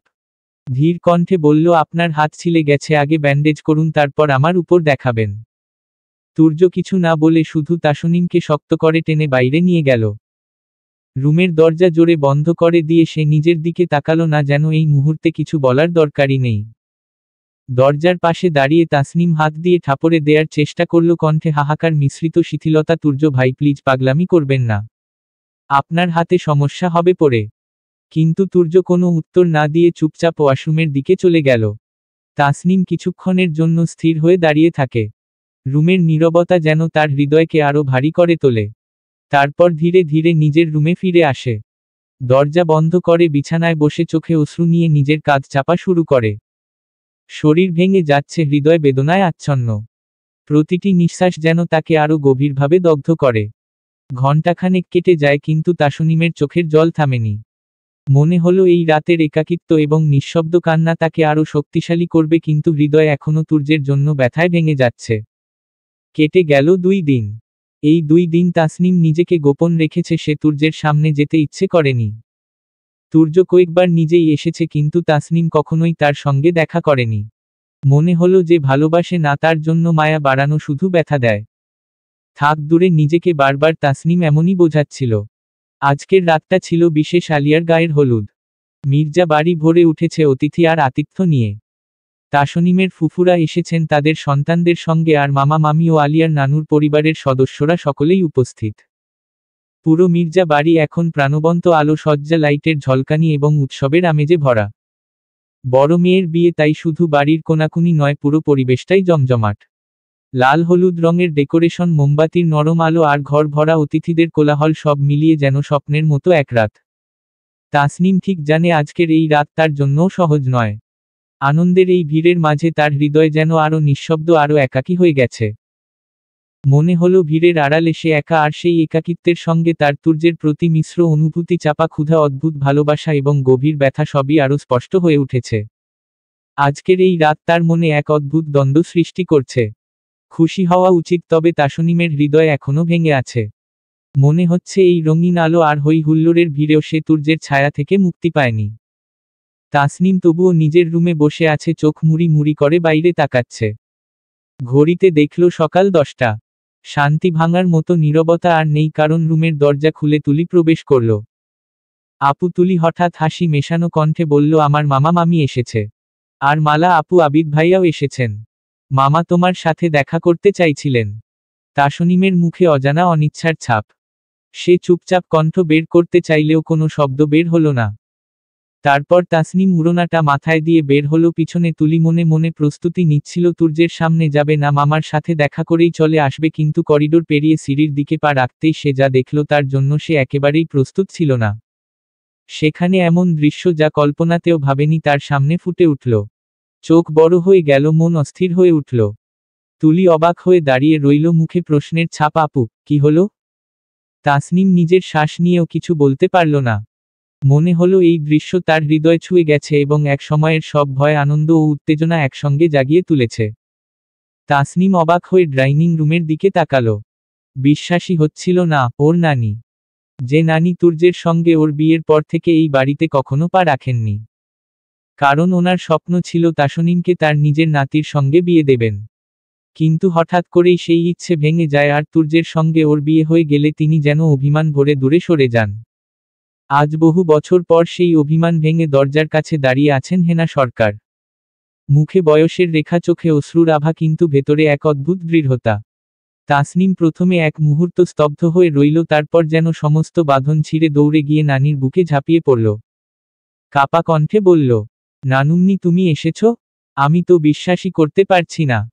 নানি হালকা হাসলেন, সেই চিরচেনা স্নেহমাখা হাসি। মাথায় হাত রেখে শুধু বললেন, হু, এসেছি। আর দেখ, সাদমানও এসেছে। তাসনিমের চোখে আনন্দের ঝিলিক ফুটে উঠল। সাদমানকে দেখে তার মুখটা আলোকিত হয়ে গেল, যেন বহুদিনের প্রিয় কারো সাথে দেখা হয়ে গেল আজ। সাদমানের সাথে তার সম্পর্কটা সবসময়ই মধুর ছিল। কিন্তু পড়াশোনা করতে বাহিরে দেশে যায় তারপর থেকে যোগাযোগ কম ছিল। তাসনিম এগিয়ে গিয়ে সাদমানের সামনে দাঁড়ালো। ঠোঁটে চওড়া হাসি ফুটিয়ে বলল, কেমন আছো ভাইয়া? সাদমানও হেসে উত্তর দিল, কণ্ঠে আন্তরিকতার উষ্ণতা, আলহামদুলিল্লাহ, ভালো আছি। তুমি? তাসনিম মাথা নেড়ে মিষ্টি হেসে বলল, আলহামদুলিল্লাহ, আমিও ভালো। তারপর একটু থেমে আবার বলল, আচ্ছা, তোমরা উপরে যাও, আমি মামার সাথে একটু কথা বলে আসি। সাদমান মাথা নেড়ে সম্মতি জানালো। তারপর নানিকে সম্মানভরে পাশে নিয়ে সিঁড়ি বেয়ে উপরের দিকে উঠতে লাগল। হেনা সরকারের পদচারণায় যেন এক অদ্ভুত গাম্ভীর্য মিশে ছিল, বাড়ির প্রতিটি দেয়াল, প্রতিটি সিঁড়ি যেন তার অভিমান ও প্রত্যাবর্তনের কাহিনী শোনাচ্ছিল। পাশে দাঁড়িয়ে থাকা তুর্যের চোখ বারবার গিয়ে পড়ছিল তাসনিমের দিকে। সাদমানের সাথে ওর সহজ হাসি, নির্ভার আলাপ, সবকিছু তুর্যের ভেতরে অদ্ভুত একটা আগুন জ্বালিয়ে দিল। তার ভ্রু কুঁচকে উঠল, ঠোঁট শক্ত হয়ে এলো। মনে মনে তুর্য নিজেকেই বলল, না, আর দেরি করা যাবে না। তাসনিম শুধু আমারই থাকবে। সবারকে জানিয়ে দিতে হবে এই বিয়ের কথা। এই সম্পর্ক আর আড়ালে নয়। ওকে আমার বউ হিসেবেই সবাই চিনবে। আর শিগগিরই আমাদের ঘরে বাচ্চার কান্না শোনা যাবে, নয়তো তাসনিম খালি পাখির মতো উড়ে বেড়াবে, তা দেওয়া যাবে না। তুর্যের বুকের ভেতর হাহাকার আর জেদ মিশে গেল একসাথে। ভালোবাসা, অধিকারবোধ আর ঈর্ষার মিশেলে তার চোখ লালচে হয়ে উঠল। তাসনিম তুলির মামার সঙ্গে সংক্ষিপ্ত কিছু কথা বলে ধীরে ধীরে সিঁড়ি বেয়ে ওপরে উঠে গেল। তুর্য ঠিক সামনেই দাঁড়িয়ে ছিল, তবু তাসনিম চোখ ফিরিয়ে নিল যেন তাকে দেখেইনি। তুর্যের বুকের ভেতরটা ধক করে উঠল। সে মুহূর্তেই বুঝতে পারল তাসনিম এখনো অভিমান করে আছে। আগের দিনের কথাগুলোর জন্য অভিমান করে আছে, আর ছোট ছোট অভিমানগুলো যেন ওর হাসিখুশি মুখটা কঠিন করে রেখেছে। তুর্য থম মেরে দাঁড়িয়ে রইল। মনের ভেতরে এক অদ্ভুত দ্বন্দ্ব। সে শুধু চায় তাসনিমকে বুকে টেনে নিতে, ছোট্ট বউটাকে আদরে ভরিয়ে দিতে। কিন্তু ওর বয়স, ওর সরলতা, সব মিলিয়ে তুর্য নিজেকে আটকায়। মনে মনে ভাবে, এখনো তো ও ছোট, আমার আদরটাও নিতে পারবে না, তাই তো দূরে দূরে থাকি। কিন্তু তুর্য চোয়াল শক্ত করে শ্বাস ফেলল। এই পিচ্ছি বউটা যেভাবে জ্বালাচ্ছে আমাকে, তাতে মনে হয় আর বেশি দিন টিকতে পারবো না। কখন যে একটা অঘটন ঘটিয়ে ফেলি আমি নিজেই জানি না।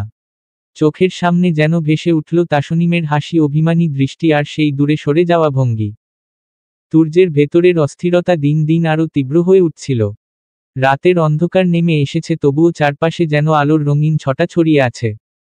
বাড়ির আঙিনার মাঝখানে সাজানো হয়েছে বড় এক স্টেজ। সাদে ঝলমলে কাপড়ে ঢাকা, চারপাশে যেন সোনালি আলোয় ভেসে যাচ্ছে সবকিছু। হলুদ রঙের সাজসজ্জায় ভরে গেছে পুরো আঙিনা, ঝালর, পর্দা, গ্লিটার, সবই যেন একসাথে মিলেমিশে তৈরি করেছে উৎসবের আবহ। চারদিক থেকে লাইটের ঝলকানি এমনভাবে ছড়িয়ে পড়েছে যে মনে হয় রাত আসেনি, যেন দিন এখনো দাঁড়িয়ে আছে রঙিন আলোয়। হুল্লোড়ের শব্দ, হাসি, ঠাট্টার ফোয়ারা আর লাইটের ঝলক মিলিয়ে চারপাশে এক অদ্ভুত মুগ্ধতা ছড়িয়ে পড়েছে। সবার চোখ স্টেজের দিকে টানছে, আর পরিবেশের প্রতিটি কোণে যেন আনন্দের ঢেউ ভেসে যাচ্ছে। তাসনিম একদম যেতে চাইছিল না। সাজানো আলো, স্টেজ, হইচই, সবকিছু থেকে সে দূরে সরে থাকতে চেয়েছিল। কিন্তু আলিয়া, এলিজা আর তুলি যেন তাকে ছেড়ে দেওয়ার পাত্র নয়। আলিয়া হাত ধরে টেনে বলল, শোন, আমার বিয়েতে তুই থাকবি না? যদি না আসিস তাহলে আমিও যাব না, এই বলে দিলাম। তাসনিম থম মেরে গেল। আলিয়ার চোখে মুখে জেদ আর কণ্ঠে এক ধরনের অভিমান মিশে আছে। এদিকে মালা যে সবার সঙ্গে মিশে যায়, কিন্তু তাসনিমকে যেন মন থেকেই গ্রহণ করতে পারে না। তাসনিমের উপস্থিতি মালাকে অকারণেই অস্বস্তি দেয়। অথচ আসল কারণটা মালা নিজেও জানে না, কারণ মালার অজানাই রয়ে গেছে তাসনিমের সাথে তুর্যের বিয়ের সত্যিটা। অবশেষে অনেক টানাটানির পর তাসনিম রাজি হল। আলিয়াকে শান্ত করে হেসে বলল, তোমরা যাও, আমি আসছি। কথাটা শুনে সবাই আনন্দে চলে গেল, শুধু তাসনিম রইল নিজের রুমে। দরজা বন্ধ করে আয়নার সামনে দাঁড়াতেই তার দৃষ্টি গিয়ে পড়ল বিছানায় সাজানো হলুদ পোশাকটার দিকে। সেটা ছিল তুর্যের দেওয়া ড্রেস, উৎসবের জন্য বিশেষ করে কিনে আনা। কিছুক্ষণ পোশাকটার দিকে স্থির হয়ে তাকিয়ে রইল তাসনিম। তারপর ধীরে ধীরে সেটা হাতে তুলে নিল, যেন না চাইলেও মন গলে গেল। কিন্তু হিজাবের দিকে তাকাতেই চোখ শক্ত হয়ে উঠল। ভেতরে অভিমান যেন আবার মাথা চাড়া দিয়ে উঠল। ঠোঁট কামড়ে মনের ভেতরেই বলল, কেন পরব? কেন শুনব লোকটার কথা? ও তো আমাকে ভালোই বাসে না, তাহলে কেন আমি ওর কথায় চলব? তাসনিম শুধু ড্রেসটা পরে আয়নার সামনে দাঁড়ালো। সাজসজ্জার মধ্যে তার সৌন্দর্য আরও উজ্জ্বল হয়ে উঠল, কিন্তু চোখের গভীরে লুকিয়ে রইল অভিমান আর অব্যক্ত কষ্ট। ড্রেস পরে দরজার পেরিয়ে তাসনিম ধীরে ধীরে সাদের উদ্দেশ্যে পা বাড়াল। ভেবেছিল সবার সাথে গিয়ে স্বাভাবিক থাকার চেষ্টা করবে। কিন্তু হঠাৎ চোখের সামনে যে দৃশ্য ভেসে উঠল, তাতে তার শরীর কেঁপে উঠল। সিঁড়ির ধাপে দাঁড়িয়ে আছে তুর্য, মালার কোমরে হাত রেখে। তাসনিমের চোখে সেটাই যেন অন্ধকার ছুরি হয়ে বুকে বিঁধল। এক মুহূর্তে সব আলো যেন নিভে গেল। তাসনিমের ভেতরটা শূন্য হয়ে এলো। বুক ধড়ফড় করতে লাগলো, চোখ ঝাপসা হয়ে গেল। হঠাৎ করেই পা থমকে দাঁড়িয়ে গেল, তারপর ধীরে ধীরে 2 কদম পিছিয়ে এলো। যেন পালিয়ে বাঁচতে চাইছে এই দৃশ্য থেকে। ঠিক তখনই পেছনে থেকে ভেসে এলো সাদমানের কণ্ঠ, কি ব্যাপার? এসে পড়ছ কেন? চলো যাই। তাসনিম দ্রুত চোখের জল আটকে মুখে হাসি আনার চেষ্টা করল। কাপা গলায় বলল, না, আমি পড়ে যাব, তুমি যাও। কিন্তু সাদমান তার চোখের গভীরের অস্থিরতা টের পেল। কোনো কথা না শুনে হালকা জোরেই তার হাত ধরে টেনে নিয়ে যেতে লাগল। তাসনিম আর কিছু বলতে পারল না। হাতটা ছাড়াতে চাইলেও সাদমানের দৃঢ় টানায় তা সম্ভব হল না। অনিচ্ছা সত্ত্বেও সাদমানের সঙ্গে ভিড়ে পা বাড়াল সে। তবুও বুকের ভেতর যেন ছুরির মতো বিঁধে রইল সেই দৃশ্য। তুর্যের হাত মালার কোমর ধরার দৃশ্যটা শুধু চোখে ভাসছে। সাদে আলো ঝলমল করা আসরের দিকে পা বাড়ালো তাসনিম আর সাদমান। চারদিক থেকে ক্যামেরার ফ্ল্যাশ, অতিথিদের গুঞ্জন আর মঞ্চের সাজসজ্জা মিলিয়ে যেন পুরো জায়গাটা অন্যরকম উজ্জ্বল হয়ে উঠেছে। তবুও তুর্যের চোখে সেই ঝলকানি এক মুহূর্তে ম্লান হয়ে গেল, কারণ তার দৃষ্টি আটকে আছে এক জায়গায়। তাসনিমের হাত শক্ত করে ধরে রেখেছে সাদমান। দৃশ্যটা চোখে পড়তেই তুর্যের শরীর কেঁপে উঠল। মুহূর্তেই রক্ত মাথায় উঠে গেল। বুকের ভেতর আগুন দাউ দাউ করে জ্বলতে শুরু করল, কিন্তু এতগুলো মানুষের সামনে কোনো কিছু বলা মানে অকারণে ঝড় তোলা। তাই ঠোঁট বন্ধ রেখেই রাগটাকে আড়াল করল সে। কেবল তার দুই হাত শক্ত করে মুঠো হয়ে গেল, আঙুলের ফাঁক দিয়ে রাগে ঝরতে লাগল ঘামবিন্দু। ঠিক তখনই তাসনিম এক ঝলক তাকালো তুর্যের দিকে। সেই দৃষ্টিতে কি ছিল শুধুই অভিমান নাকি নিছকই এড়ানো?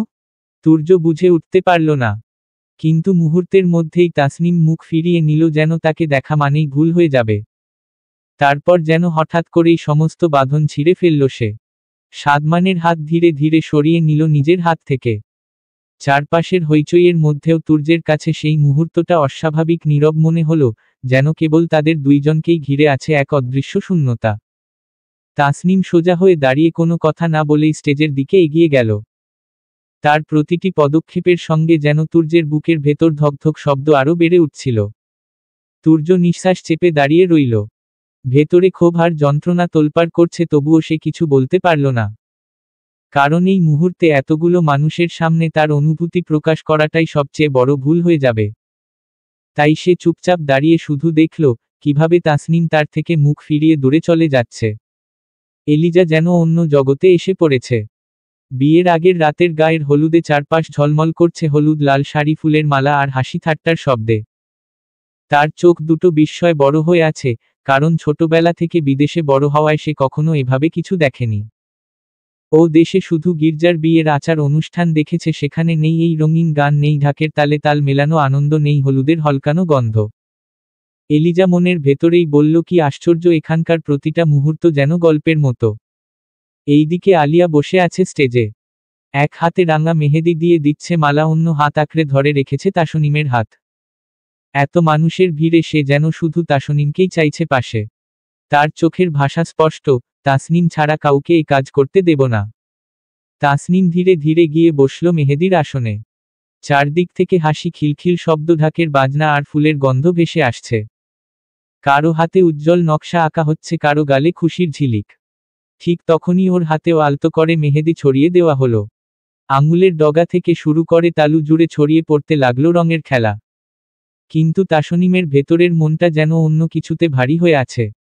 বুকের ভেতর লুকিয়ে রাখা কষ্ট তাকে চেপে ধরছিল, চোখের কোণ ভিজে উঠতে চাইছিল। তবুও সে হেসে গেল, একটা সুন্দর শান্ত হাসি। কারণ আজকের দিনটা আলিয়ার জীবনের সবচেয়ে স্পেশাল দিন। আলিয়ার চোখে আনন্দের ঝিলিক ফুটে উঠেছে, আর সেই ঝিলিক ম্লান করার মতো কষ্টের ছায়া তাসনিম কোনোভাবেই আনতে রাজি নয়। সে মনে মনে বলল, না, আলিয়া আপুর সামনে কখনো মন খারাপ দেখাবো না। আজকের দিনটাকে আপুর জন্য নিখুঁত রাখতে হবে। ও যেন শুধু খুশিই মনে রাখে, কোনো দুঃখ নয়। তারপর আলিয়া অপর হাতেকে মেহেদি দিয়ে দিতে লাগল। আপু, আমাকেও মেহেদি দিয়ে দেবে না? চোখ মেলে কাতর ভঙ্গিতে বলল তুলি। তাসনিম মৃদু হাসল, তারপর বলল, আচ্ছা দেব। এই সময় আলিয়া হেসে উঠল, তাসনিম, তুইও কিন্তু দিবি? শুধু আমি না। তাসনিম কোনো উত্তর দিল না, কেবল মাথা নেড়ে সম্মতি জানালো। মুখে হাসি থাকলেও ভেতরে কোথাও এক অদ্ভুত ভারী অনুভূতি জমে রইল। কোনায় বসে থাকা মালা সব দেখছিল। ঠোঁট কামড়ে মনে মনে বলল, সব সময় তাসনিমকেই প্রাধান্য দেয়, আলিয়ার কাছেও যেন সবচেয়ে বিশেষ। কেন? এই মেয়েটাকে এতটা গুরুত্ব দেওয়ারই বাকি আছে? তার চোখে ঈর্ষার ছায়া খেলে গেল, কিন্তু বাইরে থেকে তাকেও বুঝল না। একটু পর মেহেদির নকশা শেষ হলো। মালা হাত সরিয়ে আলিয়াকে বলল, আচ্ছা আপু, আমি একটু আসছি। কথাটা শেষ করে উঠে দাঁড়ালো মালা। হঠাৎ তার দৃষ্টি থেমে গেল সামনের দিকে, যেখানে দাঁড়িয়ে আছে তুর্য। তবে তুর্য একা নয়, পাশে আছে অর্ক, সাজিদ আর জিসানো। তাসনিমও অবচেতনে তাকালো মালার দিকেই। আর তখনই সে খেয়াল করল, মালা চোখ সরাচ্ছে না। তার ঠোঁটে মুচকি হাসি, আর সেই হাসি একটানা গিয়ে থামছে শুধু তুর্যের দিকে। তাসনিমের বুকের ভেতর যেন হালকা কেঁপে উঠল। এ কেমন দৃষ্টি, আর কেন শুধু তুর্যের দিকেই? তাসনিমের মনটা ভীষণ ভারী। চারপাশে সবাই হাসি ঠাট্টায় মেতে আছে, কিন্তু ওর ভেতরে এক অদ্ভুত অসন্তোষ ঘোর দোলাচ্ছে। লোকটা যখন আমাকে ভালোবাসেই না, তাহলে কেন এত দামি উপহার দিয়েছে? কেন এই সব? মনের মধ্যে এই প্রশ্ন বারবার ঘুরপাক খাচ্ছিল। কিন্তু সেই চিন্তাগুলোকে পাশ কাটিয়ে দিয়ে তাসনিম নিজেকে মেহেদি দেওয়ার কাজে ডুবিয়ে দিল। আঙুলের নকশা আঁকতে আঁকতে সে চেষ্টা করছিল সব মনোযোগ কাজের মধ্যে রাখতে, যেন অন্য কোনো কিছু তার মনকে বিঘ্নিত করতে না পারে। ঠিক তখনই আলিয়ার কণ্ঠে মধুর উচ্ছ্বাস, তুর্য হাতের ইশারায় ডাকল। তুর্য ধীরে ধীরে এগিয়ে এল, সঙ্গে বাকি চার আসলো। আলিয়ার চোখে আগুন, কণ্ঠে উচ্ছ্বাস, তোমরা এত বড় সিঙ্গার অথচ আমার বিয়েতে একটা গানও শোনাবা না? তা হয় না। তাসনিম চোখ ভিজিয়ে হালকা ভাঁজ করা চুল পেছনে সরিয়ে মেহেদির কাজের দিকে মন দেয়। ওর মনে কোনো রকম দৃষ্টি নেই। তুর্য একবার তাকালো তার দিকে, আর সেই দৃষ্টিতেই রাগ আর খারাপ লাগা একাকার হয়ে গিয়েছিল। বুকের ভেতরে অদ্ভুত উত্তেজনা আর যন্ত্রণার মিশ্রণ তীব্র হয়ে উঠল। অর্ক পাশে দাঁড়িয়ে হেসে বলল, অবশ্যই। তারপর কণ্ঠে ঠোঁট কামড়ে হালকা ধাক্কা দিয়ে তুর্যের দিকে চাইল, কিরে গাইবি না? তুর্য নিঃশ্বাস নিয়ে মাথা নেড়ে সম্মতি জানালো। কিন্তু মালার চোখ তখনও তুর্যের দিকে। মঞ্চে আলো নরমভাবে ঝলমল করছিল, চারপাশে উত্তেজনার ঢেউ। তুর্য মাইক্রোফোন ধরল এবং ধীরে ধীরে গাইতে শুরু করল। তাকে খুঁজে বৃষ্টি চোখে, রূপ কথা সে অচেনা, ধরা দিয়েও দেয় না ধরা, জানেও যে রয় অজানা। রয় অজানা কেন অজানা? তার চোখের দৃষ্টি স্থির তাসনিমের দিকে। প্রতিটি নোট, প্রতিটি লাইন যেন তার হৃদয় থেকে সরাসরি তাসনিমের কাছে পৌঁছুতে চায়। কিন্তু তাসনিম একবারও তাকায় না। সে নিঃশব্দে মেহেদির কাজের দিকে মনোযোগ দিচ্ছে, আঙুলের খুঁটিনাটি নকশা আঁকার মধ্যে নিজেকে ডুবিয়ে রেখেছে। তবুও তাসনিম গানটি অনুভব করছে। প্রতিটি স্বর, প্রতিটি ছন্দ তার হৃদয় হালকা কম্পন ফেলছে। বাইরে থেকে কেউ বুঝতে পারছে না, কিন্তু তার মন স্পন্দিত হচ্ছে। অন্যদিকে মালা এবং তুর্যের গান চোখ বন্ধ করে গান শুনছে। গান শেষ হলো। মঞ্চের আলো আরও উজ্জ্বল হয়ে উঠল, আর সবাই একসঙ্গে হাত তালিয়ে দিল। উচ্ছ্বাসের আওয়াজ চারপাশে ভেসে উঠল, হাসি, করতালির শব্দ, আনন্দের ঝিলিক, সব মিলিয়ে হয়ে গেল এক জীবন্ত উৎসব। এরপর অর্ক এবং সাজিদ মঞ্চে এসে সবাইকে নিয়ে আরও গান গাইল। তাদের কণ্ঠের রঙিন ছন্দ, তাল মিলানো নৃত্য, সব মিলিয়ে হয়ে গেল এক আনন্দের স্রোত। সবাই হাসছিল, খুশিতে মেতে উঠছিল, আর তাসনিমের মনোযোগ এখনো মেহেদির নকশার দিকে। তবুও তার মন ভেতর থেকে গানটিকে অনুভব করছে। রাতের ঘড়ি যখন একটা বাজালো, পুরো বাড়ি নিস্তব্ধ। কেবল প্রাচীরের ঘণ্টার টিকটিক, দূরের বাতাসের হালকা শ্বসন, আর দোলনার ধীর দোলনায় ভেসে আসছিল। তাসনিম সাদে দোলনায় একা বসে আছে। তার চোখ কিছুটা ক্লান্ত, কিছুটা বিমর্ষ, আর মনটা এক অজানা বিষাদে ঢাকা। বাতাসের ঠান্ডা স্পর্শ তার কাঁধে নামছে, কিন্তু তার মন যেন দূরে কোথাও হারিয়ে গেছে। হঠাৎ দোলনার পাশে কেউ নরমভাবে বসল। তাসনিম ভয় পেয়ে তাকালো। দেখল তুর্য। মুহূর্তেই তাসনিম উঠে যেতে নিলে। তুর্য চুপচাপ হাত দিয়ে হালকা টান দিল। তাসনিম কিছুতেই সরাতে পারল না। এক পর্যায়ে সে তুর্যের পাশে বসে পড়ল। বাতাসের নীরবতা, স্বাদটা, নিস্তব্ধতা, সব মিলিয়ে মুহূর্তটা যেন স্থির হয়ে গেছে। কি হয়েছে তাসনিম? তুর্যের কণ্ঠে এক অদ্ভুত তীব্রতা। তুই আমার থেকে দূরে দূরে থাকছিস। আর তোর মামাতো ভাইকে তো ঠিকই সময় দিচ্ছিস। তাসনিম চুপ করে আছে, চোখ নেমে গেছে। কেন রে? তুর্য আরও কাছে ঝুঁকল। তুই জানিস না তুই বিবাহিত? আর অন্য ছেলের সঙ্গে ডলাডলি করতে তোর ভালো লাগে? আমাকে ভালো লাগে না তাসনিম। না, একদম ভালো লাগে না। তাসনিমের রাগে চোখ দুটো লাল হয়ে উঠল। ভ্রু কুঁচকে উঠে রাগী কণ্ঠে বলে উঠল, প্রথমত আপনি আমাকে কখনো আপনার স্ত্রী হিসেবে মানেননি। আমাদের বিয়ের পরপরই বিদেশ চলে গেলেন আমাকে একা ফেলে। দ্বিতীয়ত আমি আপনাকে একবার জিজ্ঞাসা করেছিলাম, আপনি আমাকে ভালোবাসেন কি না? তখন আপনি কি উত্তর দিয়েছিলেন মনে আছে? বলেছিলেন ফালতু কথা নিয়ে যেন আপনার কাছে না যায়। তাই আজ আমি কোনো উত্তর চাই না, কোনো ভালোবাসাও চাই না। আমি আর কখনো আপনার কাছে যাব না। তাসনিমের বুকের ভেতর জমে থাকা কথাগুলো আগুনের মতো বেরিয়ে আসছিল। সে হঠাৎ একটু থেমে নিঃশ্বাস ফেলল, তারপর চোখের কোণা ভিজে উঠতেই কঠিন গলায় আবার বলল, এবং শেষ কথা, 8টার দিকে আমি নিজ চোখে দেখেছি সিঁড়ির ধাপে দাঁড়িয়ে আপনি মালা আপুকে কোমর জড়িয়ে ধরেছিলেন। এখন বলুন তো আসল দোষ কার? আমাকে কেন দোষারোপ করছেন? ছেড়ে দিন আমার হাত। আর স্পর্শ করবেন না। যান, আপনার মালার কাছেই যান। এই বলে তাসনিম তুর্যের হাত ঝটকা মেরে ছাড়িয়ে নিল। চোখে জমে থাকা অশ্রু সে জোর করে আটকে রাখল, যেন দুর্বল দেখাতে না হয়। বুকের ভেতর কষ্টের ঢেউ ওঠে, তবুও মুখে সে দৃঢ়তা রেখে বসে রইল। তুর্য থমকে গেল, কথা হারিয়ে, তার চোখ শুধু তাসনিমের ভেজা অথচ তীক্ষ্ণ দৃষ্টির দিকে আটকে রইল। তাসনিম চুপচাপ পা বাড়ালো যেন চলে যেতে পারে। কিন্তু তুর্য হঠাৎ উঠে দাঁড়ালো। এক ঝলকে তার হাতে তাসনিম, আর মুহূর্তের মধ্যে সে তাসনিমকে কোলে তুলে নিল। তাসনিম ছটফট করতে লাগলো, ছাড়া পাওয়ার জন্য হাত পা মিলিয়ে ছটফট করছে, কিন্তু তুর্য যেন এক চুম্বক ছাড়ছে না। তার কণ্ঠে শান্তি থাকলেও চোখে ঝড়। ছাড়ুন, আমাকে কেন ধরছেন? তাসনিমের কণ্ঠে ভয়ের সঙ্গে রাগও মিশে আছে। তুর্য ধীরে ধীরে এগিয়ে নিয়ে নিজের রুমে ঢুকল। দরজা বন্ধ করে দেয়ালের দিকে ঠেসে ধরে তাসনিমকে। ধীরে ধীরে তার শক্ত হাত তাসনিমকে স্থির রাখল। শান্ত হ জান। তুর্যের কণ্ঠ শান্ত কিন্তু ধীর ধাপের সঙ্গে আভাসে দৃঢ়তা। আগে আমার কথা শুন, তারপর না হয় তুই যা অভিযোগ মেনে নিব। তাসনিম চোখ বিস্ময় বড় করে তাকালো। তুর্যের মুখে সেই শান্ত কণ্ঠে জান, শুধু এই শব্দই যেন হঠাৎ তার হৃদয় ছুঁয়ে গেল। চোখের সামনে সব কিছু থেমে গেছে। মুহূর্তের মধ্যে অবাক, আতঙ্কিত আর হঠাৎ এক অজানা আকর্ষণে ভরা অনুভূতি সব মিলেমিশে তাসনিমকে স্তব্ধ করে দিল। দেয়ালের ঠেসে থাকা তাসনিমের স্পন্দিত হৃদয় আর তুর্যের দৃঢ় ধৈর্য, সব মিলিয়ে সেই রুমটা যেন এক অদ্ভুত নীরবতা এবং উত্তেজনার সমাহার হয়ে গেল।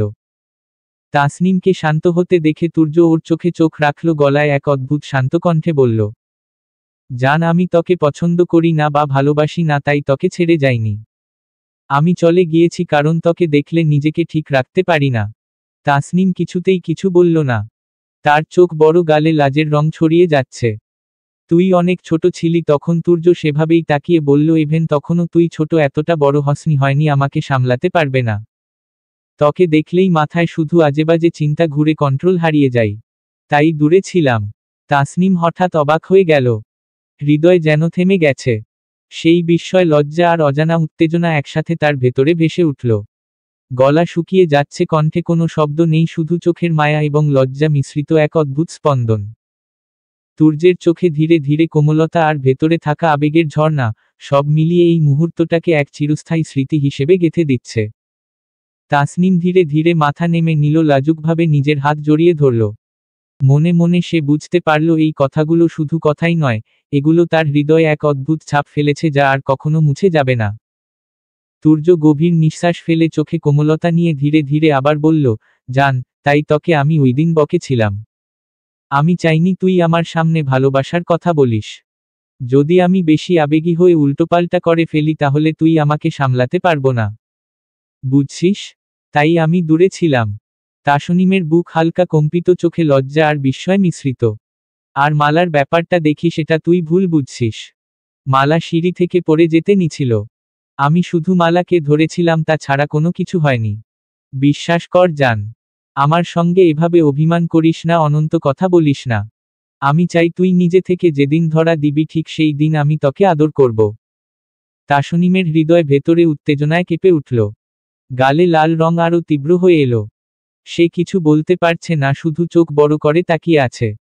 তুর্য ধীরে ধীরে মাদকতা মিশানো কণ্ঠে বলল, প্লিজ জান, তুই লজ্জা পাস না। আমি এভাবে নিজেকে বেশিক্ষণ ধরে রাখতে পারবো না। এই অনুভূতিটা তুই বুঝিস না, তাই নিজেকে এভাবে লজ্জা পাস না। তাসনিমের চোখ আংশিকভাবে মেলল, হৃদয় দ্রুত ধুকপুক করছে। গলার শব্দ আটকে গেছে, কিন্তু তার ভেতরের লজ্জা, উত্তেজনা আর অজানা আকর্ষণ মিলেমিশে তাকে এক অদ্ভুত স্থিরতায় দাঁড় করিয়ে দিয়েছে।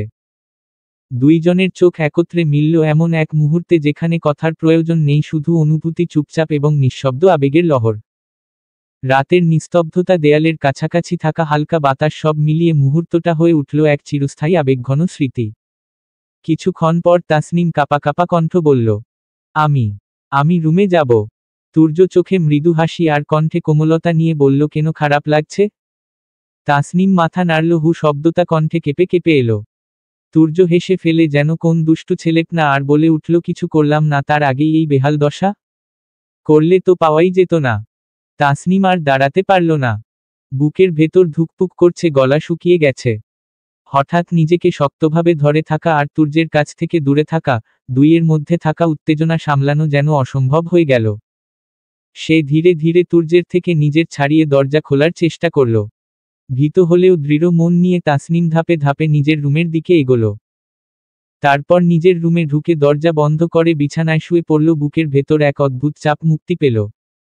বুক অসম্ভব রকম ধুকপুক করছে, মনে হচ্ছে প্রতিটি ধ্বনি তার ভেতরে প্রতিধ্বনিত হচ্ছে। তাসনিম ভাবল, লোকটা এভাবে নিজের অনুভূতি লুকিয়ে রাখে? আর আমার অবস্থা তো খারাপ করে দিয়েছে, এতটা কি পারফেক্টভাবে সব নিয়ন্ত্রণ করতে পারে? চোখ বন্ধ করে সে নিজের মনকে শান্ত করার চেষ্টা করল। কিন্তু হঠাৎ মনে হলো প্রতিটি মুহূর্তে তুর্যের উপস্থিতি, তার কথা, হাসি, সব কিছুর প্রভাব এখনো তার হৃদয় প্রবাহিত।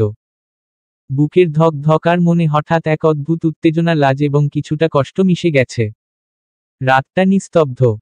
তাসনিম জানে আজকের রাতের এই সব ঘটনা তার মনে এক গভীর ছাপ রেখে যাবে, যা হয়তো কেবল সময়ের সঙ্গে আরও জোরালোভাবে প্রকাশ পাবে। সকালের আলো নরমভাবে ঘরের জানালা দিয়ে ঢুকছে। হালকা হাওয়া ঘরের মধ্যে বয়ে যাচ্ছে আর তাসনিমের মন ফুরফুরে। সে হাসি মুখে সবাইকে সালাম জানাচ্ছে, কথা বলছে, ছোটখাটো রসিকতা করছে। চারপাশে সবাই তাকে ঘিরে আনন্দে মেতে উঠছে। আলিয়া আর তুলির চোখে বিস্ময় আর খুশি। তুলির মন ভেতরে একরকম উচ্ছ্বাসে ভরে উঠল। কি হলো আজকে? তাসনিমের মন এতটা ভালো। যাই হোক, মন ভালো হয়েছে, এটাই অনেক। কিন্তু মালার দিকে তাকালেই বোঝা যায় সকাল থেকেই তার মন ভারাক্রান্ত। চোখে অদ্ভুত নিস্তব্ধতা, মুখে হালকা বিষণ্ণতা। তুলির মনে প্রশ্ন জাগল, কি হয়েছে মালা আপুর? কেন এই খারাপ মন? সে অনেকবার জিজ্ঞেস করেও মালা কোনো উত্তর দেয়নি। শুধু হালকা কণ্ঠে কিছু না বলেছে, কিন্তু চোখের গভীরতা অন্য কিছু বলছিল।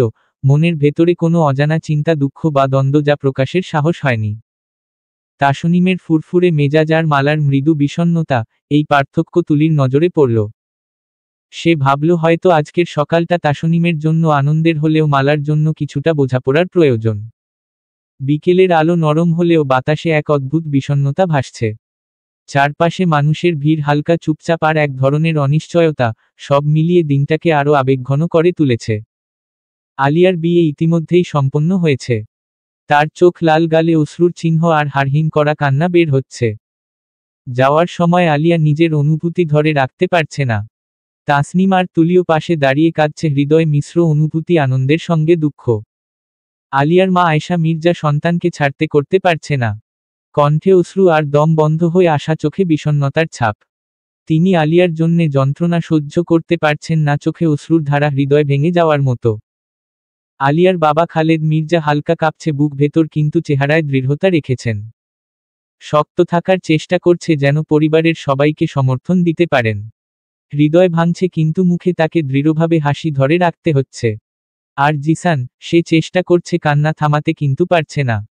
চোখের কোণা ভিজে গেছে, হাত পা অস্থির, হৃদয় জড়িয়ে আছে ব্যথায়। প্রতি মুহূর্তে মনে হচ্ছে সবকিছু ছাড়িয়ে চলে যাওয়া খুব কঠিন। তুর্যের মন খারাপ করছে। বুকের ভেতর এক অজানা ভার, হৃদয় যেন চাপের নিচে দম ফেলার মতো। কিন্তু সে জানে এখন যদি সে কান্না শুরু করে তাহলে বাকি সবার মন কে সামলাবে? তাই চুপচাপ চোখে গভীর আবেগ রেখে স্থিরভাবে দাঁড়িয়ে আছে। আলিয়ার কান্নার আওয়াজ ধীরে ধীরে তীব্র হয়ে উঠল। তার চোখ লাল, মুখে অশ্রু, প্রতি নিঃশ্বাস যেন বিদায়ের ব্যথা বহন করছে। হঠাৎ এক মুহূর্তে অতিরিক্ত আবেগের চাপে আলিয়া অজ্ঞান হয়ে যায়। আলিয়ার হাসবেন্ড আসিফ ততক্ষণে এগিয়ে আসে। সে কোমলভাবে আলিয়াকে কোলে তুলে নেয়। আলিয়ার শরীর তার হাতের কাছে হালকা, কিন্তু হৃদয় টুকরো টুকরো হয়ে যাচ্ছে তার চোখে। সবার দিকে একবার চেয়ে দেখে ধীরে ধীরে বিদায় জানায়। তাসনিম, তুলি, জিসান, সবাই কাঁদছে, অথচ বলতে পারছে না। প্রতিটি চোখে অশ্রু, প্রতিটি হৃদয়ে দুঃখ। গাড়ির দিকে এগিয়ে আলিয়াকে কোলে নিয়ে উঠে বসে হাসবেন্ড। কিছু মুহূর্তের মধ্যে গাড়ির ইঞ্জিনের আওয়াজে, বাতাসের হালকা দোলনে তারা ধীরে ধীরে চোখের আড়ালে অদৃশ্য হয়ে যায়। বাড়ির মধ্যে এক নিস্তব্ধতা, শূন্যতা ভেসে আসে। প্রতিটি মানুষের মনে শুধু শুধু সেই বিদায়ের প্রতিধ্বনি বাজছে, কান্না, দুঃখ আর হৃদয়ের ভাঙা মুহূর্তের ছাপ। পরের দিন সকালের আলোয় বাড়িটা যেন অন্যরকম লাগছিল। আঙিনার কোণে সাজসজ্জার ফুলগুলো এখনো ঝুলে আছে, তবে রাতভর আনন্দ শেষে যেন ক্লান্ত হয়ে নুয়ে পড়েছে। সকালের খাবারের টেবিলে সবাই একে একে বসে পড়ল। চারপাশে এক অদ্ভুত নিস্তব্ধতা, কেউ যেন ঠিকমতো কিছু বলতে পারছে না, অথচ প্রত্যেকের চোখেই ক্লান্তি আর গতকালের স্মৃতির ছাপ। তুর্য নীরবে চামচ ঘুরাতে ঘুরাতে হঠাৎ মাথা তুলে বলল, আমি তাহলে আজকে চলে যাব। আমার কাজ তো শেষ। আপুর বিয়ের জন্য এসেছিলাম, আপুর বিয়ে শেষ হয়েছে। আমি আর থেকে কি করব এখানে? কথাটা উচ্চারিত হতেই যেন পুরো ডাইনিং টেবিল খানা জমে গেল। সবাই অবাক হয়ে তুর্যের দিকে তাকিয়ে রইল। যেন কারো কিছু বলার ভাষা হারিয়ে গেছে। তাসনিমের বুক হঠাৎ করে অদ্ভুত ভারী হয়ে উঠল। মনে হলো ভেতরটা ফাঁকা হয়ে যাচ্ছে, একটা অদৃশ্য শূন্যতা তার চারপাশে ঘিরে ধরছে। মাথায় ভেসে উঠল তুর্যের সেই দিনের কথাগুলো, আমি তোমাকে ভালোবাসি। তাহলে কি সবই মিথ্যে ছিল? তাহলে কি লোকটা সত্যিই চলে যাবে এভাবে ওকে একা ফেলে রেখে? তাসনিম চুপচাপ মাথা নিচু করে রাখল। চোখের পাতা ভিজে আসছিল কিন্তু সে চাইল না কেউ তা টের পাক। ভেতরে একরাশ প্রশ্ন, কষ্ট আর অদ্ভুত এক ভয় ঘুরপাক খেতে লাগলো। যদি সত্যিই চলে যায়? যদি আর কোনোদিনও ফিরে না আসে? এমন সময় চুপ করে থাকা আয়শা মির্জা আচমকাই কথা বলে উঠল। কি বলিস এসব তুর্য? চলে যাবি মানে? তুই কোথাও যাবি না? আমি তোকে যেতে দিব না। ওই বিদেশে একা একা পড়ে থাকবি কেন? আমরা সবাই আছি এখানে, এই সংসারেই। তোর জায়গা এখানে, তোর মানুষের ভেতরেই। আয়শার গলায় অভিমান আর স্নেহ মিশে থাকলেও তাতে ছিল এক ধরনের কঠোরতা। যেন কোনো আদেশ যা ভাঙার সাহস তুর্যের নেই। কিন্তু তুর্য নীরব রইল। চোখে এক অদ্ভুত দৃষ্টি, যেন ভেতরে ভেতরে অনেক কিছু বলতে চাইছে কিন্তু মুখে আনে না। ঠিক তখনই খালেদ মির্জা চামচ নামিয়ে ধীর গলায় বললেন, আর খেতে পারছি না। তুর্য, আমার রুমে আয়। তোর সাথে কিছু কথা আছে। তুর্য চোখ তুলে তাকালো, এক সেকেন্ডের জন্য হাসল, তারপর শান্ত স্বরে উত্তর দিল, আচ্ছা আসছি। সেই মুহূর্তে তাসনিমের বুকটা মোচড় দিয়ে উঠল। খাবারের স্বাদ, রং সবকিছুই যেন ফিকে হয়ে গেল তার কাছে। সে আর খেতে পারল না। নিঃশব্দে চেয়ার ঠেলে উঠে গেল, যেন দমবন্ধ পরিবেশ থেকে পালানোর চেষ্টা করছে। তুর্য তাসনিমের ভঙ্গিটা লক্ষ্য করল। তুর্যের বুকখানা মোচড়ে উঠল, ওর পাখিকে তো কষ্ট দিতে চাইনিও। শুধু দূরে থাকতে চাই, কাছে থাকলে বিপদ তাই। তুর্য আর খেতে বসল না। চেয়ার ছেড়ে উঠে দাঁড়ালো। চারপাশে ভারী নীরবতা নেমে এলো। কারো আর খেতে ইচ্ছে হলো না। একজন একজন করে সবাই খাবার ছেড়ে উঠে গেল। টেবিলে রইল শুধু অর্ধেক খাওয়া খাবার আর চারপাশে অদৃশ্য এক চাপা অশান্তির ছায়া। তুর্য ধীরে ধীরে খালেদ মির্জার রুমে ঢুকল। জানালার পাশে খালেদ মির্জা দাঁড়িয়েছিলেন গম্ভীর মুখে। সিগারেট হাতে নিয়ে একবার ধরাচ্ছেন আবার নিভিয়ে দিচ্ছেন। এত বছর ধরে তুর্য জানে, এ ভঙ্গি শুধু তখনই আসে যখন ওনার গভীর দুশ্চিন্তায় থাকেন। তাছাড়া কখনোই সিগারেট খাই না উনি। তুর্য ভেতরে ঢুকতেই খালেদ মির্জা কোনো দিকে না তাকিয়ে বললেন, দরজা বন্ধ কর। তুর্য দরজা বন্ধ করে নীরবে দাঁড়িয়ে রইল। কিছুক্ষণ চুপ থাকার পর খালেদ ধীরে ধীরে ঘুরে তাকালেন। চোখে অদ্ভুত দৃঢ়তা। তুর্য, তুই আবার চলে যাওয়ার কথা বলছিস কেন? তোকে একবার হারিয়েছি অনেক বছর, এবার তোকে আর হারাতে চাই না। তুর্য এক মুহূর্ত চোখ নামিয়ে নিল। ঠোঁটের কোণে মৃদু হাসি ফুটে উঠল, কিন্তু তাতে ব্যথা লুকানো। বাবা, আমি কোথাও হারিয়ে যাইনি। শুধু দূরে ছিলাম। এই ঘর, এই মানুষগুলো আমার সবসময় মাথায় ছিল। কিন্তু আমি থেকে গেলে হয়তো আরও বিপদ হতো। খালেদ মির্জা ভ্রু কুঁচকে তাকালেন। বিপদ? কোন বিপদের কথা বলছিস? তুর্য দীর্ঘশ্বাস ফেলল। আমার ভেতরে অনেক অশান্তি আছে বাবা। অনেক না বলা কথা, অনেক আটকে থাকা অনুভূতি। আমি ভয় পাই যদি এগুলো একদিন বিস্ফোরণ হয়, তখন এই সংসারের ক্ষতি করবে। আমি চাই না কোনো ভাঙন আসুক। খালেদ এগিয়ে এসে তুর্যের কাঁধে হাত রাখলেন। তুই নিজেকে কম বুঝছিস। তোকে ছাড়া এই সংসার অসম্পূর্ণ। তোর হাসি, তোর প্রাণশক্তি সবকিছু আমাদের বাঁচিয়ে রাখে। তুই থাকলে সবাই ভরসা পায়। আর তাসনিম। খালেদ থেমে গেলেন। তার ঠোঁটের কোণে হালকা হাসি। আমি তো অন্ধ নই তুর্য। চোখে যা স্পষ্ট সেটা ঢাকতে পারিস না। তুই তাসনিমকে ভালোবাসিস, তাই না? তুর্যের বুকটা মোচড় দিয়ে উঠল। হঠাৎ সে জানালার দিকে তাকালো, যেন দৃষ্টি লুকিয়ে রাখতে চাইছে। কণ্ঠস্বরে শীতলতা কিন্তু ভেতরে আগুন। ভালোবাসি বাবা। তবে ওর বয়স এখনো কম। ও আমাকে সামলাতে পারবে না। আমি চাই না আমার কারণে ওর জীবন জট পাকিয়ে যাক। খালেদ মৃদু হেসে বললেন, সময় সবকিছু শিখিয়ে দেয় তুর্য। তুই শুধু তোর অনুভূতিকে অস্বীকার করিস না। তাসনিম এখন বড় হয়েছে অনেক, তাই আমার মনে হয় ও তোকে ভালোবাসে। রুমের ভেতর ভারী নীরবতা নেমে এলো। তুর্য মাথা নিচু করে দাঁড়িয়ে রইল। তার বুকের ভেতর ঝড় চলছে, অথচ মুখে শুধু শান্ত স্বীকারোক্তি। বাবা, আমি থাকতে চাই কিন্তু ভয় করি। খালিদ মির্জা বলল, কিছু হবে না, থেকে যা, আস্তে আস্তে সব ঠিক হয়ে যাবে। তুর্য মাথা নেড়ে বলল, আচ্ছা বাবা। খালিদ মির্জা হাসল। তারপর তুর্য ওনার রুম থেকে বেরিয়ে এলো। বাড়ির ছাদে নীরবতা নেমে এসেছে। বিকেলের আলো ধীরে ধীরে ম্লান হয়ে চারপাশে ছড়িয়ে দিচ্ছে হালকা সোনালি আভা। দূরে পাখিরা ডানায় ভর করে বাসায় ফিরছে, মাঝে মাঝে পাতার ফাঁক গলে আসা বাতাসে শো শো শব্দ উঠছে। তুলি একা দাঁড়িয়ে আছে ছাদে। মনের ভেতর অদ্ভুত এক কষ্ট জমে আছে। তুর্য চলে যাবে, কত বছর পর বড় ভাইকে কাছে পেয়েছে, এভাবে চলে গেলে আবার একা হয়ে যাবে সবাই। বুকের ভেতরটা হাহাকার করছে। হঠাৎ করেই পাশে কারো উপস্থিতি টের পেল সে। ঘাড় ঘুরিয়ে তাকাতেই দেখে সাজিদ এসে দাঁড়িয়েছে। শান্ত মুখে চুপচাপ তাকিয়ে আছে তার দিকে। তুলি একটু সরে দাঁড়িয়ে অপ্রস্তুত কণ্ঠে বলল, আপনি? সাজিদ হালকা হাসল, মৃদু স্বরে উত্তর দিল, আমি। কি হলো, মন খারাপ করছো নাকি? তুলি নিচে চোখ নামিয়ে বলল, ভাইয়া চলে যেতে যাচ্ছে। এতদিন পর কাছে পেয়েছি, আবার চলে গেলে কেমন করে থাকবো? সাজিদ কয়েক মুহূর্ত চুপ করে থেকে সাদে ছড়িয়ে থাকা আলো আধারির দিকে তাকালো। তারপর দৃঢ় কণ্ঠে বলল, যাবে না তুর্য, আমার মনে হয়। তুলি বিস্মিত চোখে তাকালো তার দিকে। মানে? বাড়ির সাদে গোধূলির আলো নিভে আসছে ধীরে ধীরে। মৃদু বাতাসে চারপাশে এক অদ্ভুত আবেশ তৈরি হয়েছে। তুলি দাঁড়িয়ে আছে অস্থির মনে, আর পাশে দাঁড়িয়ে সাজিদ শান্ত দৃষ্টিতে তাকিয়ে আছে তার দিকে। সাজিদ হঠাৎ মৃদু হেসে বলল, এত বছর পর তুর্য এসেছে, বউয়ের কাছে ফিরেছে। আবার চলে যাবে বলে মনে হয় তোমার? তা হয় নাকি? তুলি চোখ নামিয়ে কণ্ঠ ভেজা ভেজা হয়ে বলল, জানি না, কিন্তু ভাইয়া যদি চলে যায় আমি ভীষণ কষ্ট পাব। সাজিদ কিছুটা কাছে এসে নরম গলায় বলল, চিন্তা করো না, তুর্য যাবে না। আমি নিজে বুঝিয়ে বলবো ওকে। তুলির ঠোঁটে অল্প একটা হাসি ফুটে উঠল, চোখে কৃতজ্ঞতার আভা ভাসল। ধন্যবাদ আপনাকে। সাজিদ মাথা নেড়ে হালকা গম্ভীর কণ্ঠে বলল, ধন্যবাদ দিতে হবে না, আমার অন্য কিছু চাই। তুলি কপালে ভাঁজ ফেলে অবাক হয়ে তাকালো। কি চান? সাজিদের চোখে তখন এক অদ্ভুত ঝিলিক, ঠোঁটে গোপন হাসি খেলল। যখন দরকার হবে তখন চেয়ে নেব। দেবে তো? তুলি এক মুহূর্ত স্থির দৃষ্টিতে তাকিয়ে থেকে আস্তে মাথা নেড়ে সম্মতি দিল।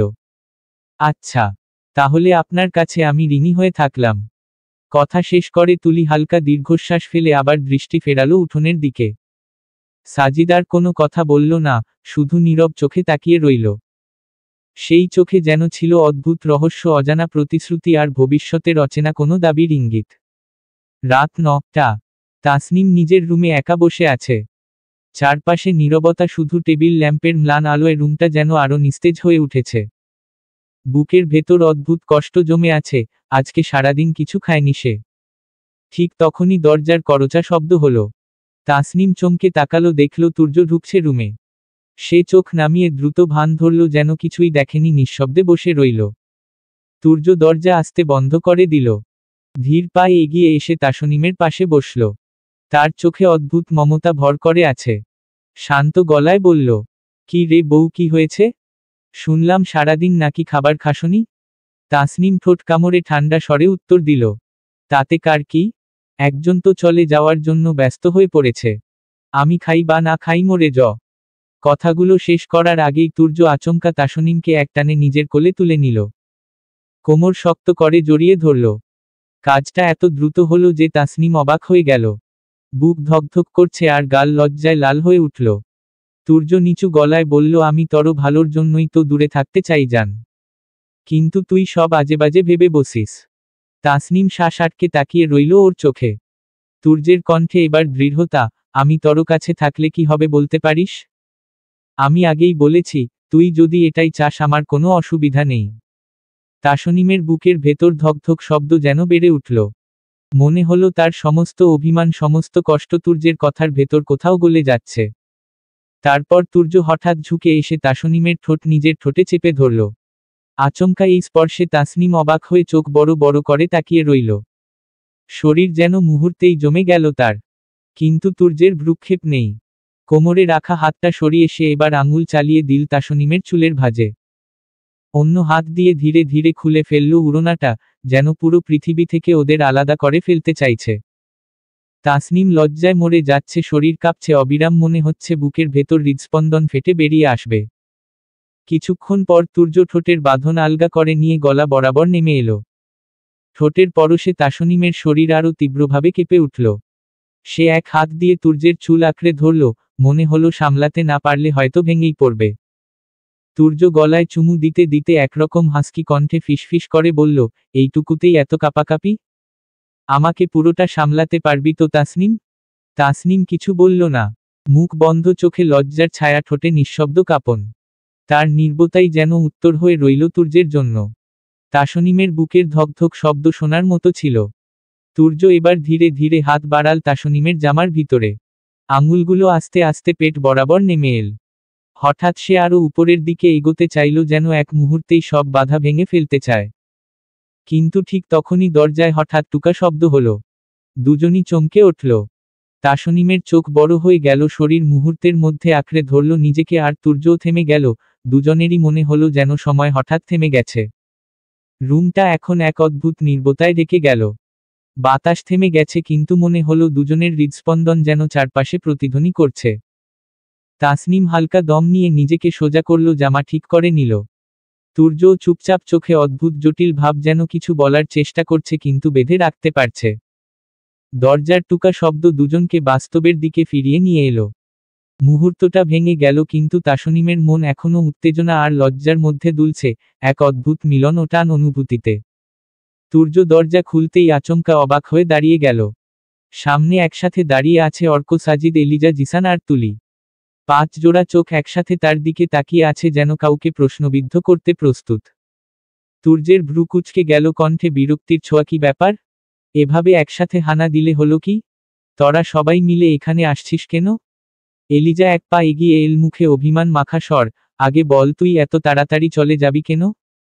আমি আরও থাকতে চাই বাংলাদেশে। আরও কিছুদিন ওদের সবার সাথে সময় কাটাতে চাই। তুর্য ভেতরে ঢুকে সোফায় ধপ করে বসে পড়ল। চোখে যেন অস্বস্তি আর ক্লান্তি মিশে আছে। এক মুহূর্ত নীরব থেকে শুধু বলল, আমার ইচ্ছে তাই। কথাটা যেন একেবারে ঠান্ডা ছুরির মতো গেঁথে গেল বাকিদের মনে। রুমটা ভারী হয়ে উঠল। জিসান এবার এগিয়ে এলো, কণ্ঠে চাপা ক্ষোভ আর কষ্ট। ভাইয়া, এটা কিন্তু ঠিক না। তুমি এমন করে হঠাৎ করে চলে যেতে পারো না। আমরা সবাই মিলে এত বছর পর তোকে পেয়েছি। তুমি না থাকলে আবার এই বাড়ি শুনশান হয়ে যাবে। জিসান কথা শেষ করার আগেই তুলি যেন আর সামলাতে পারল না। চোখ ভিজে, কণ্ঠ কেঁপে উঠল, আর কেন যাবে? তোমাকে আমরা আর যেতে দিব না। রুমটা হঠাৎ স্তব্ধতা নেমে এলো। সবার দৃষ্টি একসাথে তুর্যের দিকে ছুটে গেল। তুর্য হালকা কৌতুকের ভঙ্গিতে ঠোঁট বাঁকিয়ে তাসনিমের দিকে তাকালো। গভীর অথচ ভাঙা হাসি দিয়ে বলল, বউ পাত্তা দেয় না তাই তো চলে যাব। মুহূর্তেই তাসনিম মাথা তুলে তাকালো, চোখে ভিজে অভিমান, কণ্ঠে কাপা অভিযোগ। মিথ্যে বলছে ভাইয়া, আমি থাকতে বলেছি কিন্তু উনি একটুও শুনছে না। নিজে থেকেই সব ঠিক করে নিয়েছে। তাসনিমের কণ্ঠে সেই চাপা ব্যথা স্পষ্ট হয়ে উঠতেই সাজিদ বিরক্ত স্বরে বলে উঠল, আদিক্ষেতা দেখে বাঁচি না শালা, সব দোষ তাসনিমের ঘাড়ে চাপিয়ে দিবি না। আসল সত্যি হলো, তর মন চাইছে চলে যেতে, তাই অকারণ বাহানা বানাচ্ছিস। রুমজুড়ে তখনও ভারী নীরবতা। সবার চোখে আক্ষেপ, অভিমান আর অদৃশ্য কষ্ট ভেসে উঠছে। ঠিক তখনই তুলি আর ধরে রাখতে পারল না নিজেকে। কাদো কাদো মুখে এগিয়ে এসে কণ্ঠ কেঁপে বলল, ভাইয়া প্লিজ যেও না। তুমি চলে গেলে আমাদের কারো ভালো লাগবে না। একটুও না। তুর্য গভীর দৃষ্টিতে তুলির চোখের দিকে তাকালো। মৃদু হাসি দিয়ে ইশারা করল যেন তাকে কাছে বসতে বলে। তুলি দ্বিধা না করে এগিয়ে এসে তার পাশে বসল। তুর্য ধীর কণ্ঠে প্রশ্ন ছুড়ে দিল, কেন আমি না গেলে তুই খুশি হবি? তুলির চোখ ভিজে উঠল, কণ্ঠে নিখাদ ভালোবাসা। অনেক খুশি হব। তুমি কাছে থাকলেই আমাদের পৃথিবীটা পূর্ণ লাগে। তুর্যের ঠোঁটে দীর্ঘশ্বাস ভাঙা এক টুকরো হাসি ফুটল। চারপাশের সবার দিকে একবার তাকিয়ে শান্ত গলায় বলল, আচ্ছা তাহলে আর যাব না। মুহূর্তেই তুলির চোখ জ্বলে উঠল আনন্দে। সে হাত জোর করে অবাক স্বরে ফিসফিস করে বলল, ধন্যবাদ ভাইয়া। তাসনিম নিঃশব্দে বসেছিল, কিন্তু তার বুকের ভেতর হঠাৎই অদ্ভুত এক স্বস্তি খেলে গেল। মনে হলো যেন ভারী পাথরটা নেমে গেল হৃদয়ের উপর থেকে। এলিজা, সাজিদ, অর্ক আর জিসানও স্বস্তির দৃষ্টিতে একে অপরের দিকে তাকালো। রুমোর পরিবেশে এক ঝলক উষ্ণতা ছড়িয়ে পড়ল। এলিজা ঠোঁট উল্টে হালকা বিরক্তির সুরে বলল, যাই হোক, তুই চলে গেলেও আমি কিন্তু কিছুদিন থেকে যেতাম। ওই বিদেশ আর ভালো লাগে না, দেশে থাকতে ভালো লাগে আমার।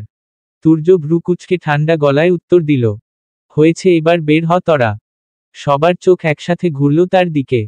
অবিশ্বাসের সুরে জিসান বলল, কেন? তুর্যের চোখে হঠাৎই ঝড় খেলে গেল।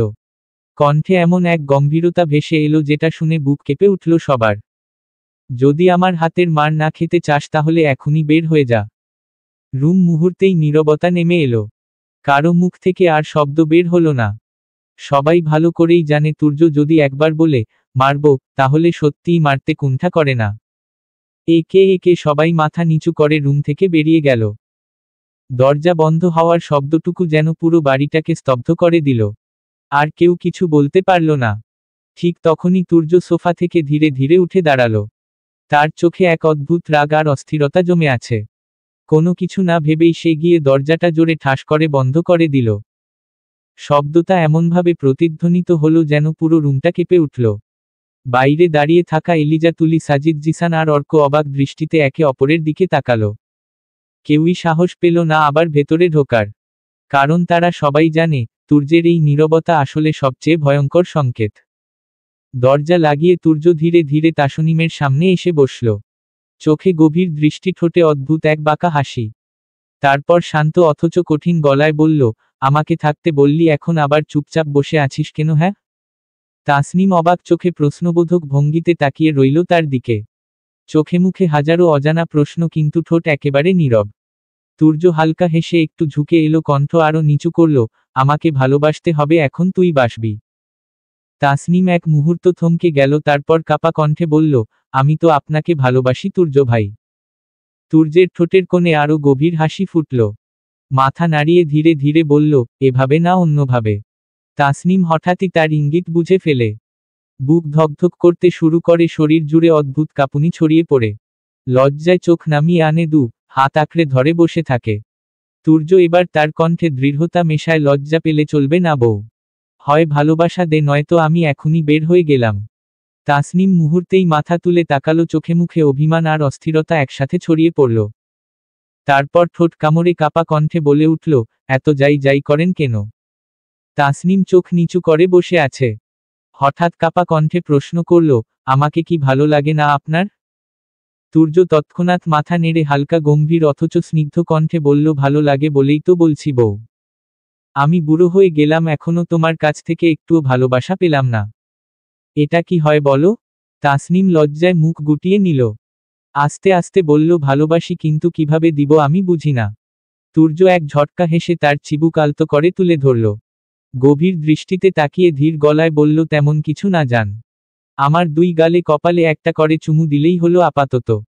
বাকি ভালোবাসার পাঠ আমি নিজেই শিখিয়ে দেব। কথাগুলো শুনে তাসনিম আরও বেশি লজ্জায় লাল হয়ে গেল। বুকের ভেতর যেন তোলপাড় করছে। তবুও সে চুপচাপ বসে রইল। তুর্য ভ্রু কুঁচকে কাছে ঝুকল কণ্ঠে আদেশের সুর মিশিয়ে বলল, কি রে, করবি না? তুর্যের চোখের গভীরতা আর কণ্ঠের দৃঢ়তায় তাসনিমের শরীর শিউরে উঠল। তাসনিম নির্বভাবে নিজের ঠোঁট হালকা করে ভিজিয়ে নিল। এরপর ধীরে ধীরে হাঁটুতে ভর দিয়ে তুর্যের সামনে মুখোমুখি বসল। তার চোখে লজ্জা, বুকটা যেন ধকধক করছে, কিন্তু হৃদয়ের অচেনা উত্তেজনা সামলাতে পারছে না। তাসনিম আস্তে আস্তে তুর্যের দুই গালে আর কপালে চুমু দিল, তারপর সরে যেতে চাইল। ঠিক সেই মুহূর্তে তুর্য তার পাতলা কোমরটা শক্ত করে জড়িয়ে ধরল। কণ্ঠে কৌতুক মিশ্রিত মৃদু দৃঢ়তায় বলল, এই একটু ভালোবাসায় কি হবে বউ? আমি আরো চাই, আরো। তাসনিমের লজ্জা আর উত্তেজনা একসাথে বেড়ে গেল। সে কিছু বলতে পারল না। চোখে ভিজে উজ্জ্বলতা, বুকের ভেতর অজানা উত্তেজনা। তুর্য তখন ধীরে ধীরে তার ঠোঁটে নিজের ঠোঁট মিলিয়ে দিল। হঠাৎই তাসনিমের চোখ বড় হয়ে উঠল, অবাক হয়ে ভেতরে ভাবল, এটা কি হলো? কিন্তু মুহূর্তের মধ্যেই সে নিজেকে সমস্ত অনুভূতির ঢেউয়ে ভাসতে দিল। চোখ বন্ধ করে শরীরের প্রতিটি স্পর্শ অনুভব করতে লাগল। কিছুক্ষণের মধ্যেই জনই ঢুকে গেল এক গভীর ভালোবাসার জগতে। প্রতিটি স্পর্শ, প্রতিটি চুমু, প্রতিটি নিঃশ্বাসই তাদের অপেক্ষিত আবেগকে আরো ঘন করে তুলল। বহু বছর অপেক্ষার পর তুর্য অবশেষে নিজের ভালোবাসার মানুষকে পুরোপুরি নিজের করে নিতে পারল। হৃদয় ও মনের সমস্ত বাঁধন ভেঙে তারা দুইজন মিলিত হল অজানা আনন্দ আর উত্তেজনার সমাহারে। সকালের সোনালি রোদ জানালার ফাঁক গলে এসে তাসনিমের মুখে নরম আভা ফেলল। রোদের মিষ্টি উষ্ণতায় তার ঘুম ধীরে ধীরে ভাঙল। চোখ মেলতেই প্রথমেই নজরে এলো তুর্য এখনো তার পাশে নিশ্চুপ শুয়ে আছে। যেন ছোট্ট এক শিশু স্বপ্নের ভেতর হারিয়ে গেছে। সেই শান্ত মুখখানা দেখতে দেখতে তাসনিমের বুক ভরে উঠল অদ্ভুত এক টান আর প্রশান্তিতে। কিছুক্ষণ সে স্থির হয়ে তাকিয়ে থাকল, তারপর আস্তে করে বিছানা ছেড়ে উঠে ফ্রেশ হতে গেল। সময় গড়িয়ে কিছুক্ষণ পরে ফিরে এসে দেখল তুর্য এখনো ঘুমের মধ্যে নিমগ্ন, যেন বাইরের জগতের কোনো শব্দই তাকে ছুতে পারছে না। তাসনিম কাছে গিয়ে ধীরে ধীরে বসে পড়ল। নিঃশ্বাসের তালে তালে তুর্যের বুক ওঠানামা করছে, দৃশ্যটা অদ্ভুত শান্ত আর মায়াবী। তাসনিম হাত বাড়িয়ে আলতো করে তুর্যের চুলের ভেতর আঙুল বোলাতে লাগলো, যেন তাকে ঘুমের ঘোর থেকে নরম করে টেনে তুলতে চায়। মুখের কোণে স্নিগ্ধ হাসি ফুটিয়ে ফিসফিস করে বলল, উঠে পড়ুন, অনেক বেলা হয়ে গেছে। সবাই যদি দেখে আপনি এখনো এভাবে ঘুমিয়ে আছেন কি ভাববে বলুন তো। তাসনিমের কণ্ঠে মমতার সুর, তবু খুনসুটির আভাস লুকিয়ে আছে। যেন সকালটা শুধুই তাদের দুজনের জন্য তৈরি। তাসনিমের কণ্ঠস্বর কানে যেতেই তুর্যের চোখের পাতা ধীরে ধীরে কেঁপে উঠল। আধো ঘুম ভাঙা দৃষ্টিতে এক মুহূর্ত তাকিয়ে রইল তাসনিমের দিকে। তারপর হঠাৎই দুষ্টুমিভরা হাসি নিয়ে হাত বাড়িয়ে তাকে টেনে নিল নিজের বুকে। অপ্রস্তুত তাসনিম মুহূর্তেই তুর্যের বুকের ভেতর চাপা পড়ে গেল। তুর্যের দুই বাহুর শক্ত আলিঙ্গনে তার কোমর জড়িয়ে ধরা হলো দৃঢ়ভাবে। তুর্য গা ছমছমে গলায় বলল, কে কি বলবে শুনি? আমার বউকে আমি সারা রাত আদর করেছি, তাই এখন একটু ঘুমাচ্ছি, এতে কার কি? তাসনিম সঙ্গে সঙ্গে মুখ রাঙা করে ফিসফিস করে বলল, আপনি কিন্তু একেবারেই নির্লজ্জ হয়ে যাচ্ছেন। তুর্য মুচকি হেসে চোখের কোণে খুনসুটি ঝরিয়ে জবাব দিল, কাল রাতে এত কিছু করার পরও তোর মনে হয় জান আমার ভেতরে লজ্জা আছে? তাসনিম এবার সত্যিই লজ্জায় লাল হয়ে গেল। বুকের ভেতর অকারণ কাঁপন শুরু হলো, চোখ নামিয়ে নিল মাটির দিকে। তুর্য সেই লজ্জার ছায়া দেখে আরো কাছে ঝুঁকে গিয়ে নিঃশ্বাস মিশিয়ে বলল, প্লিজ জান, লজ্জা পাস না, এতে আমি কন্ট্রোল হারিয়ে ফেলি। তখন কিন্তু আবার বাসর করে ফেলব। তাসনিম চোখ তুলে তাকাতেই তুর্যের চোখে দুষ্টু ঝিলিকার সেই চোখের টান এড়ানো অসম্ভব। সকালটা যেন নতুন এক খুনসুটি আর লজ্জার মিষ্টি খেলায় রঙিন হয়ে উঠল।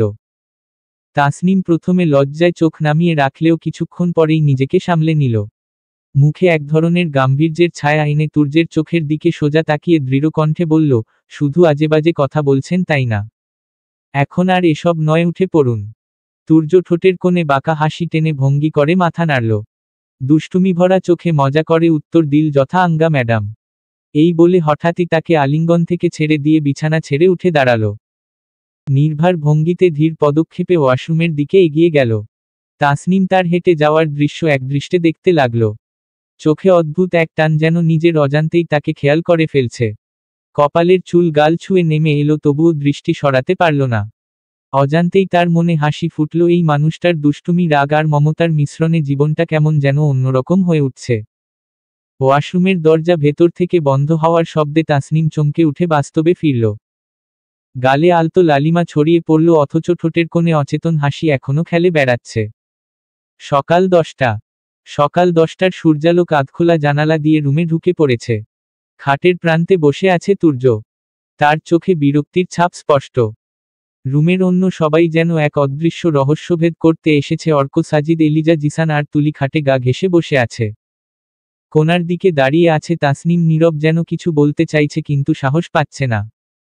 তুর্য হঠাৎ বিরক্ত হয়ে বলে উঠল, আমাকে এভাবে তাকিয়ে দেখছিস কেন? আমার মুখে কি রূপ বের হয়েছে নাকি? যা বলতে চাইছিস তাড়াতাড়ি বলে বেরিয়ে যা এখনই। অর্ক ঠোঁট চেপে একরকম বিস্ফোরিত গলায় বলল, শালা, কাল রাতে আমাদের ওইভাবে রুম থেকে বের করে দিলি কেন বলতো? তুর্য ভ্রু কুঁচকে জিজ্ঞেস করল, কিসের জন্য? সাজিদ রাগ আর বিদ্রুপ মিশে ছিল, তুই বুঝি সত্যিই কিছু জানিস না? কাল রাতেই তো বাসর সেরে ফেললি, আর আমাদের কানে কিছুই গেল না? এত বড় খবর গোপন রাখলি আমাদের কাছ থেকে? রুমের ভেতর এক মুহূর্তে চাপা হাসির রোল উঠল, কেউ মুখ চেপে হাসছে, কেউ আবার অবাক চোখে তুর্যের দিকে তাকিয়ে আছে। তাসনিম লজ্জায় মাথা নিচু করে ফেলল। তার গাল লাল হয়ে উঠেছে, আঙুলগুলো আঁকড়ে ধরেছে ওড়নার প্রান্ত। তুর্য হালকা বিরক্তি নিয়ে কপাল কুঁচকে চারদিকে তাকালো। তোদেরকে বলে আমি করব কেন? আমার ব্যক্তিগত ব্যাপার, তাতে এত মাথা ঘামাচ্ছিস কেন? তুর্যের কণ্ঠে এক ধরনের জেদ। এলিজা চোখ উল্টে হেসে বলল, বলতে হবে না, কিন্তু ট্রিট তো দিতে হবেই। বাসর ঘরে ঢোকার আগে তো আমাদেরকে টাকা দিলি না, এখন পালাতে পারবি না। তুর্য তৎক্ষণাৎ গম্ভীর ভঙ্গিতে জবাব দিল, আজব, আমার বউ, আমি যা ইচ্ছে করব, তোদের আবার কেন টাকা দিতে হবে? তুলি ঠোঁট ফোলাল ভান করে অভিমানী কণ্ঠে বলল, কারণ এটা আমাদের হক। বুঝলি? এখন তাড়াতাড়ি বল, ট্রিট দিবি কি দিবি না? তুর্য দীর্ঘশ্বাস ফেলে মাথা নাড়ল, আচ্ছা আচ্ছা, টাকা দিয়ে দিচ্ছি। তোরা যা খেতে চাস খেয়ে আয়। জিসান তখনই সোজা হয়ে বসল, চোখ বড় বড় করে বলল, না ভাই, শুধু খাওয়া চলবে না, তোমাকেও যেতে হবে। আজ সন্ধ্যায় আমাদের ঘুরাতে হবে, পার্কে নিয়ে। তুর্য বিরক্ত স্বরে বলে উঠল, তোরা কি বাচ্চা নাকি যে তোদের নিয়ে আমাকে ঘুরতে যেতে হবে? অর্ক হেসে চশমাটা ঠিক করে বলল, বাচ্চা না হলেও আমরা তো অতিথি এই বাড়িতে, তাই না? অতিথির খেয়াল রাখা কি তোমার দায়িত্ব না? তাই প্রশ্ন একটাই, আমাদের নিয়ে যাবি নাকি যাবি না? তুর্য গভীর নিঃশ্বাস ফেলে ধীরে ধীরে ছাড়ল। চোখ বন্ধ করে যেন কিছুক্ষণ নিজেকে সামলাল। তারপর ফুস করে বলল, আচ্ছা আচ্ছা নিয়ে যাব। কিন্তু এখন আর মাথা খেও না। আমার কাজ আছে, সবাই বের হ। ওর কণ্ঠে ছিল বিরক্তি, তবু কোথাও একরকম সমঝোতার সুরও বাজল। অর্ক, সাজিদ, এলিজা, জিসান আর তুলি একে অপরের দিকে তাকিয়ে মুচকি হাসল। কেউ আর কথা না বাড়িয়ে ধীরে ধীরে রুম থেকে বেরিয়ে গেল। শেষ মুহূর্তে তাসনিমও মাথা নিচু করে সবার পেছনে বেরিয়ে এল, তবে ওর ঠোঁটের কোণে লাজুক একটা হাসি ঝুলে রইল। রুম আবার শান্ত হয়ে গেল, শুধু তুর্য খাটে বসে নিজের নিঃশ্বাস সামলাতে লাগল। বিকেলের সূর্য ধীরে ধীরে দিগন্তে লালচে আলো ছড়িয়ে দিচ্ছিল। হালকা বাতাসে একরাশ মধুর গন্ধ ভেসে আসছিল। তুর্য, তাসনিম, অর্ক, এলিজা, সাজিদ ও তুলি, এই ছয়জন একসাথে শহরের সরু রাস্তা ধরে রাস্তায় চলছিল। তুর্য আর তাসনিম এক গাড়িতে বসেছিল আর বাকিরা অন্য একটি গাড়িতে। গাড়ি চলতে চলতে থেমে গেল রেস্টুরেন্টের সামনে। ভেতরের উষ্ণ বাতাস আর খাবারের সুগন্ধ সঙ্গে সঙ্গে তাদের মন কেড়ে নিল। সবাই মিলে গাড়ি থেকে নামল আর হাসিমুখে রেস্টুরেন্টের ভিতরে প্রবেশ করল। ভেতরে পৌঁছে তাসনিম নিজে থেকেই মেনু খুঁটিয়ে দেখল। তার চোখ যেন একটি নির্দিষ্ট পাতার দিকে আটকে গেল, তার প্রিয় বিরিয়ানি। সে নিশ্চিন্ত মুখে চেয়ারে বসে অর্ডার দিল, আমাকে একটি চিকেন বিরিয়ানি দিন। অন্যরা তাদের মতো নিজেরা পছন্দমতো খাবার বেছে নিল। অর্ক চুপচাপ নিজের মনমতো নুডলস অর্ডার করল, এলিজা হালকা স্যুপের জন্য মনস্থ করল, সাজিদ আর তুলি দুইজনেই একটি করে স্টেক অর্ডার করল। তাদের মাঝখানে ছোট ছোট হাসি আর চুপচাপ আলাপ, সব মিলিয়ে রেস্টুরেন্টের ভিতরটা যেন তাদের জন্য এক উষ্ণ ছোট্ট জগৎ হয়ে উঠল। খাবারের গন্ধ চারপাশে ভাসছিল আর প্রত্যেকের চোখে এক ধরনের আনন্দের ঝিলিক। ভেতরে সবাই বসে আরেকবার চারপাশটা দেখল। এলিজা হালকা হাসি দিয়ে বলল, এভাবে ঘুরতে আসার মজাই আলাদা। কিন্তু আমার ভীষণ ভালো লাগছে। তুলিও একটু লাজুক মুখে নিজের অনুভূতি ভাগ করল, আমারও। কারণ আজ আমি প্রথমবার ভাইয়ার সঙ্গে বাইরে আসছি খেতে। তারপর ঠিক সেই মুহূর্তে টেবিলের উপর খাবারের থালা আসে, গরম গরম বিরিয়ানি, সুগন্ধি স্টেক, ঝালমশলাদার নুডলস। গন্ধে যেন সবাইকে মোহিত করেছিল। তুর্য, যার চোখে গম্ভীর ভাব কাজ করছিল, কণ্ঠে মৃদু গম্ভীরতা নিয়ে বলল, খাবারের সময় কেউ কথা বলবি না। চুপচাপ সবাই খা। সবার মুখে কিছু বলার আগেই শান্তি নেমে এলো। থালার দিকে তাকিয়ে সবাই একেবারে চুপচাপ খেতে লাগলো। কিন্তু তাসনিম আজকে একটু অন্যরকম অনুভব করছিল। হঠাৎ মনে হচ্ছিল মনটা এক ধরনের অচেনা উষ্ণতায় ভরে গেছে। সে ভাবছিল, আজ সে তার শখের পুরুষের সঙ্গে প্রথমবার বাইরে এসেছে। আর সেই চিন্তায় তার মুখে ছোট্ট একটা হাসি ফুটে উঠল। তাসনিম চুপচাপ নিজের বিরিয়ানির দিকে তাকালো, কিন্তু মনে মনে এই বিশেষ মুহূর্তের আনন্দটা গোপনে উপভোগ করছিল। হালকা হাওয়া বইছে পার্কের পথ ধরে। গাছপালার পাতার ফিসফিস, দূর থেকে শিশুর কোলাহল, সব মিলিয়ে পরিবেশটা একরাশ শান্তি আর উচ্ছ্বাসে ভরা। তাসনিম আর তুর্য এক পাশে হেঁটে যাচ্ছিল, মাঝে মাঝে হালকা হেসে ছোটখাটো আলাপ হচ্ছিল। অন্যদিকে তুলি আর সাজিদ এক পাশে আর অর্ক, এলিজা, জিসান আরেক পাশে হাঁটছিল। পথের এক মোড়ে হঠাৎ তুলি সামনের দিকে তাকিয়ে সাজিদের দিকে একটু লাজুকভাবে জিজ্ঞেস করল, আচ্ছা, আপনি তো ওইদিন সাদে বললেন আপনার একটা জিনিস চাই আমার থেকে, কিন্তু কি চাই তা তো বললেন না। সাজিদ সামান্য হেসে চোখে অদ্ভুত উজ্জ্বলতা নিয়ে উত্তর দিল, আমি যা চাইব তুমি কি দিবে? তুলি একটু থমকে লাজুক স্বরে বলল, আমার স্বার্থের মধ্যে থাকলে দিব। সাজিদ তখন ধীরে ধীরে তুলি দিকে এগিয়ে এসে বলল, কণ্ঠে মৃদু গম্ভীরতা আর আন্তরিকতা মিশে, আমার যা চাই তা হলো তুমি তুলি। আমি তোমাকে চাই। আমি তোমাকে ভালোবাসি। তুলি কিছুক্ষণ স্থির হয়ে দাঁড়ালো, শব্দ হারিয়ে গেল যেন। তার চোখ বড় হয়ে গেল, হৃদয়টা অচেনা উত্তেজনায় ধড়কছে। শেষে সে কণ্ঠে কাঁপুনি নিয়েই ফিসফিস করে বলল, আপনি কি বলছেন? পরিবেশটা হঠাৎ যেন থেমে গেল। পার্কের হালকা বাতাস, পাখির ডাক, সবকিছু ভেসে গেছে এই মুহূর্তের উত্তেজনা আর আবেগের মধ্যে। সাজিদের চোখে চঞ্চল আলো আর তুলির চোখে অজানা অনুভূতির ঝলক, সব মিলিয়ে এটি ছিল এক ক্ষণিকের নিঃশব্দ প্রেমের প্রকাশ। সাজিদের চোখে কৌতূহল আর কোমলতা মিশে ভেসে উঠল। সে ধীরে ধীরে বলল, কেন? আমাকে কি ভালো লাগে না তোমার? তুলি কিছুটা লাজুকভাবে মাথা নিচু করল, লালচে গাল, কণ্ঠে কম্পন, ভালো লাগে। কিন্তু সঙ্গে সঙ্গে তার ভয়টা ফুটে উঠল, কিন্তু আপনি কি আমার সঙ্গে মজা করছেন নাকি? সাজিদের কণ্ঠে গভীর আন্তরিকতা স্পষ্ট হয়ে উঠল। না তুলি, আমি তোমাকে ভালোবাসি। সত্যি, কোনো মজা নয়। তুলির চোখ বড় হয়ে গেল, হৃদয়টা যেন ধ্বনি তুলল। তারপর বলল, আমি আপনাকে ভালোবাসি সাজিদ। সাথে সাথে সাজিদ তুলিকে জড়িয়ে ধরল। কাজটা এত তাড়াতাড়ি হয়েছে তুলি প্রথম অবাক হয়। পরক্ষণেই তুলি লাজুকভাবে হাসল এবং শান্তভাবে সাজিদের বুক পড়ে থাকল। সত্যি এই মুহূর্তটা যেন দীর্ঘদিনের অপেক্ষার প্রতিফলন। তুলি তো সেই প্রথম দিন থেকেই সাজিদকে পছন্দ করত, কিন্তু ভয় নিজের অনুভূতি প্রকাশ করতে পারত না। আর আজ এই প্রথম নিজের চোখে নিজের বুকে বিশ্বাস হচ্ছিল যে সবকিছু সত্য। তার ঠোঁটের কোণে ফুটে উঠল একটি ছোট্ট হাসি, লাজুক আর মৃদু। আর সাজিদের বুকে শান্তি নেমে এলো। এই নিঃশব্দ মুহূর্ত, এই নিখুঁত আলিঙ্গন তাদের জনের মনকে এক অচেনা প্রশান্তিতে ভরিয়ে দিল। পার্কের হাওয়া ধীরে ধীরে তাদের চারপাশে নরম আলো ছড়াচ্ছিল, আর এই মুহূর্তটি যেন সময়ের বাঁধ ভেঙে শুধুই তাদের জনের হয়ে উঠল। পার্কের সবুজ ঘাসের উপর দিয়ে হেঁটে যাচ্ছিল এলিজা, জিসান, অর্ক। চারপাশে মৃদু বাতাস বইছে, আকাশে গোধূলির রং ছড়িয়ে পড়েছে। অর্ক, এলিজা আর জিসান একসাথে হাঁটতে হাঁটতে হঠাৎ কথার ছলেই আলাপ জমে উঠল। এলিজা হঠাৎ উচ্ছ্বাস ভরা কণ্ঠে বলল, বাংলাদেশ আমার কাছে ভীষণ ভালো লেগেছে। সত্যি বলছি, এখন তো আর বিদেশ যেতে একটু ইচ্ছে করছে না। জিসান ঠোঁটের কোণে এক চিলতে মুচকি হাসি নিয়ে উত্তর দিল, তাহলে বাংলাদেশেই থেকে যান এলিজা। কথাটা শুনে অর্ক হাসতে হাসতেই যোগ করল, এই মেয়েটা যদি বাংলাদেশে থেকে যায় তাহলে পুরো দেশটাই আধা পাগল হয়ে যাবে। কথা শেষ হতেই এলিজার মুখটা লাল হয়ে উঠল, চোখে রাগের ঝিলিক, কণ্ঠে দমক। কি বললি তুই? চারপাশের বাতাস হঠাৎ যেন থমকে গেল। জিসান মুখ চেপে হাসি চাপতে লাগলো, আর অর্কের চোখে দুষ্টামির ঝিলিক। এলিজা রাগে ফুঁসতে ফুঁসতে হাত দুটো কোমরে রেখে দাঁড়িয়ে গেল, যেন এখনই অর্ককে ধমক দিয়ে দেবে। অর্ক গা ছাড়া ভাব নিয়ে কাঁধ ঝাঁকিয়ে বলল, আমি যা বলেছি একেবারে সত্যি বলেছি, কোনো মিথ্যা কথা বলিনি। তার উত্তর শুনেই এলিজা যেন আরো জ্বলে উঠল। চোখে আগুন জেলে দাঁত চেপে বলল, শালা, আজকে তোকে ছেড়ে দিব না। খালি আমার নামে আজেবাজে কথা বলা। বলেই এলিজা ওকে ধরতে নিল, ঠিক তখনই অর্ক দুষ্টুমি ভরা হাসি দিয়ে হঠাৎ দৌড়ে পালালো। এলিজাও পিছন থেকে রাগে ফুঁসতে ফুঁসতে দৌড়ে গেল তার পিছু নেবার জন্য। পার্কের চারপাশে তখন দুইজনের টোকাটুকি ভরা দৌড়ঝাঁপ, হাসি আর খুনসুটি মিলেমিশে একেবারে শিশুদের খেলার মতো দৃশ্য তৈরি করল। জিসান কিছুদূর দাঁড়িয়ে থেকে মাথা নাড়ল আর কপালে হাত চাপড়ে হেসে বলল, এই এরা নাকি বড় হয়েছে, অথচ ঝগড়া খুনসুটি দেখে মনে হচ্ছে একদম ছোট বাচ্চাদের মতো। চারপাশের বাতাসে হাসির সুর ভেসে উঠল, আর সন্ধ্যার আলোয় এই মজার দৃশ্য তাদের দিনটাকে আরো রঙিন করে তুলল। শীতল সন্ধ্যার আলোয় পার্কের সরু পথ ধরে পাশাপাশি হাঁটছিল তাসনিম আর তুর্য। চারপাশে গাছের পাতার ফাঁক দিয়ে আসা মৃদু আলো তাদের মুখে পড়ছিল, আর বাতাসে ভেসে আসছিল অচেনা শান্তি।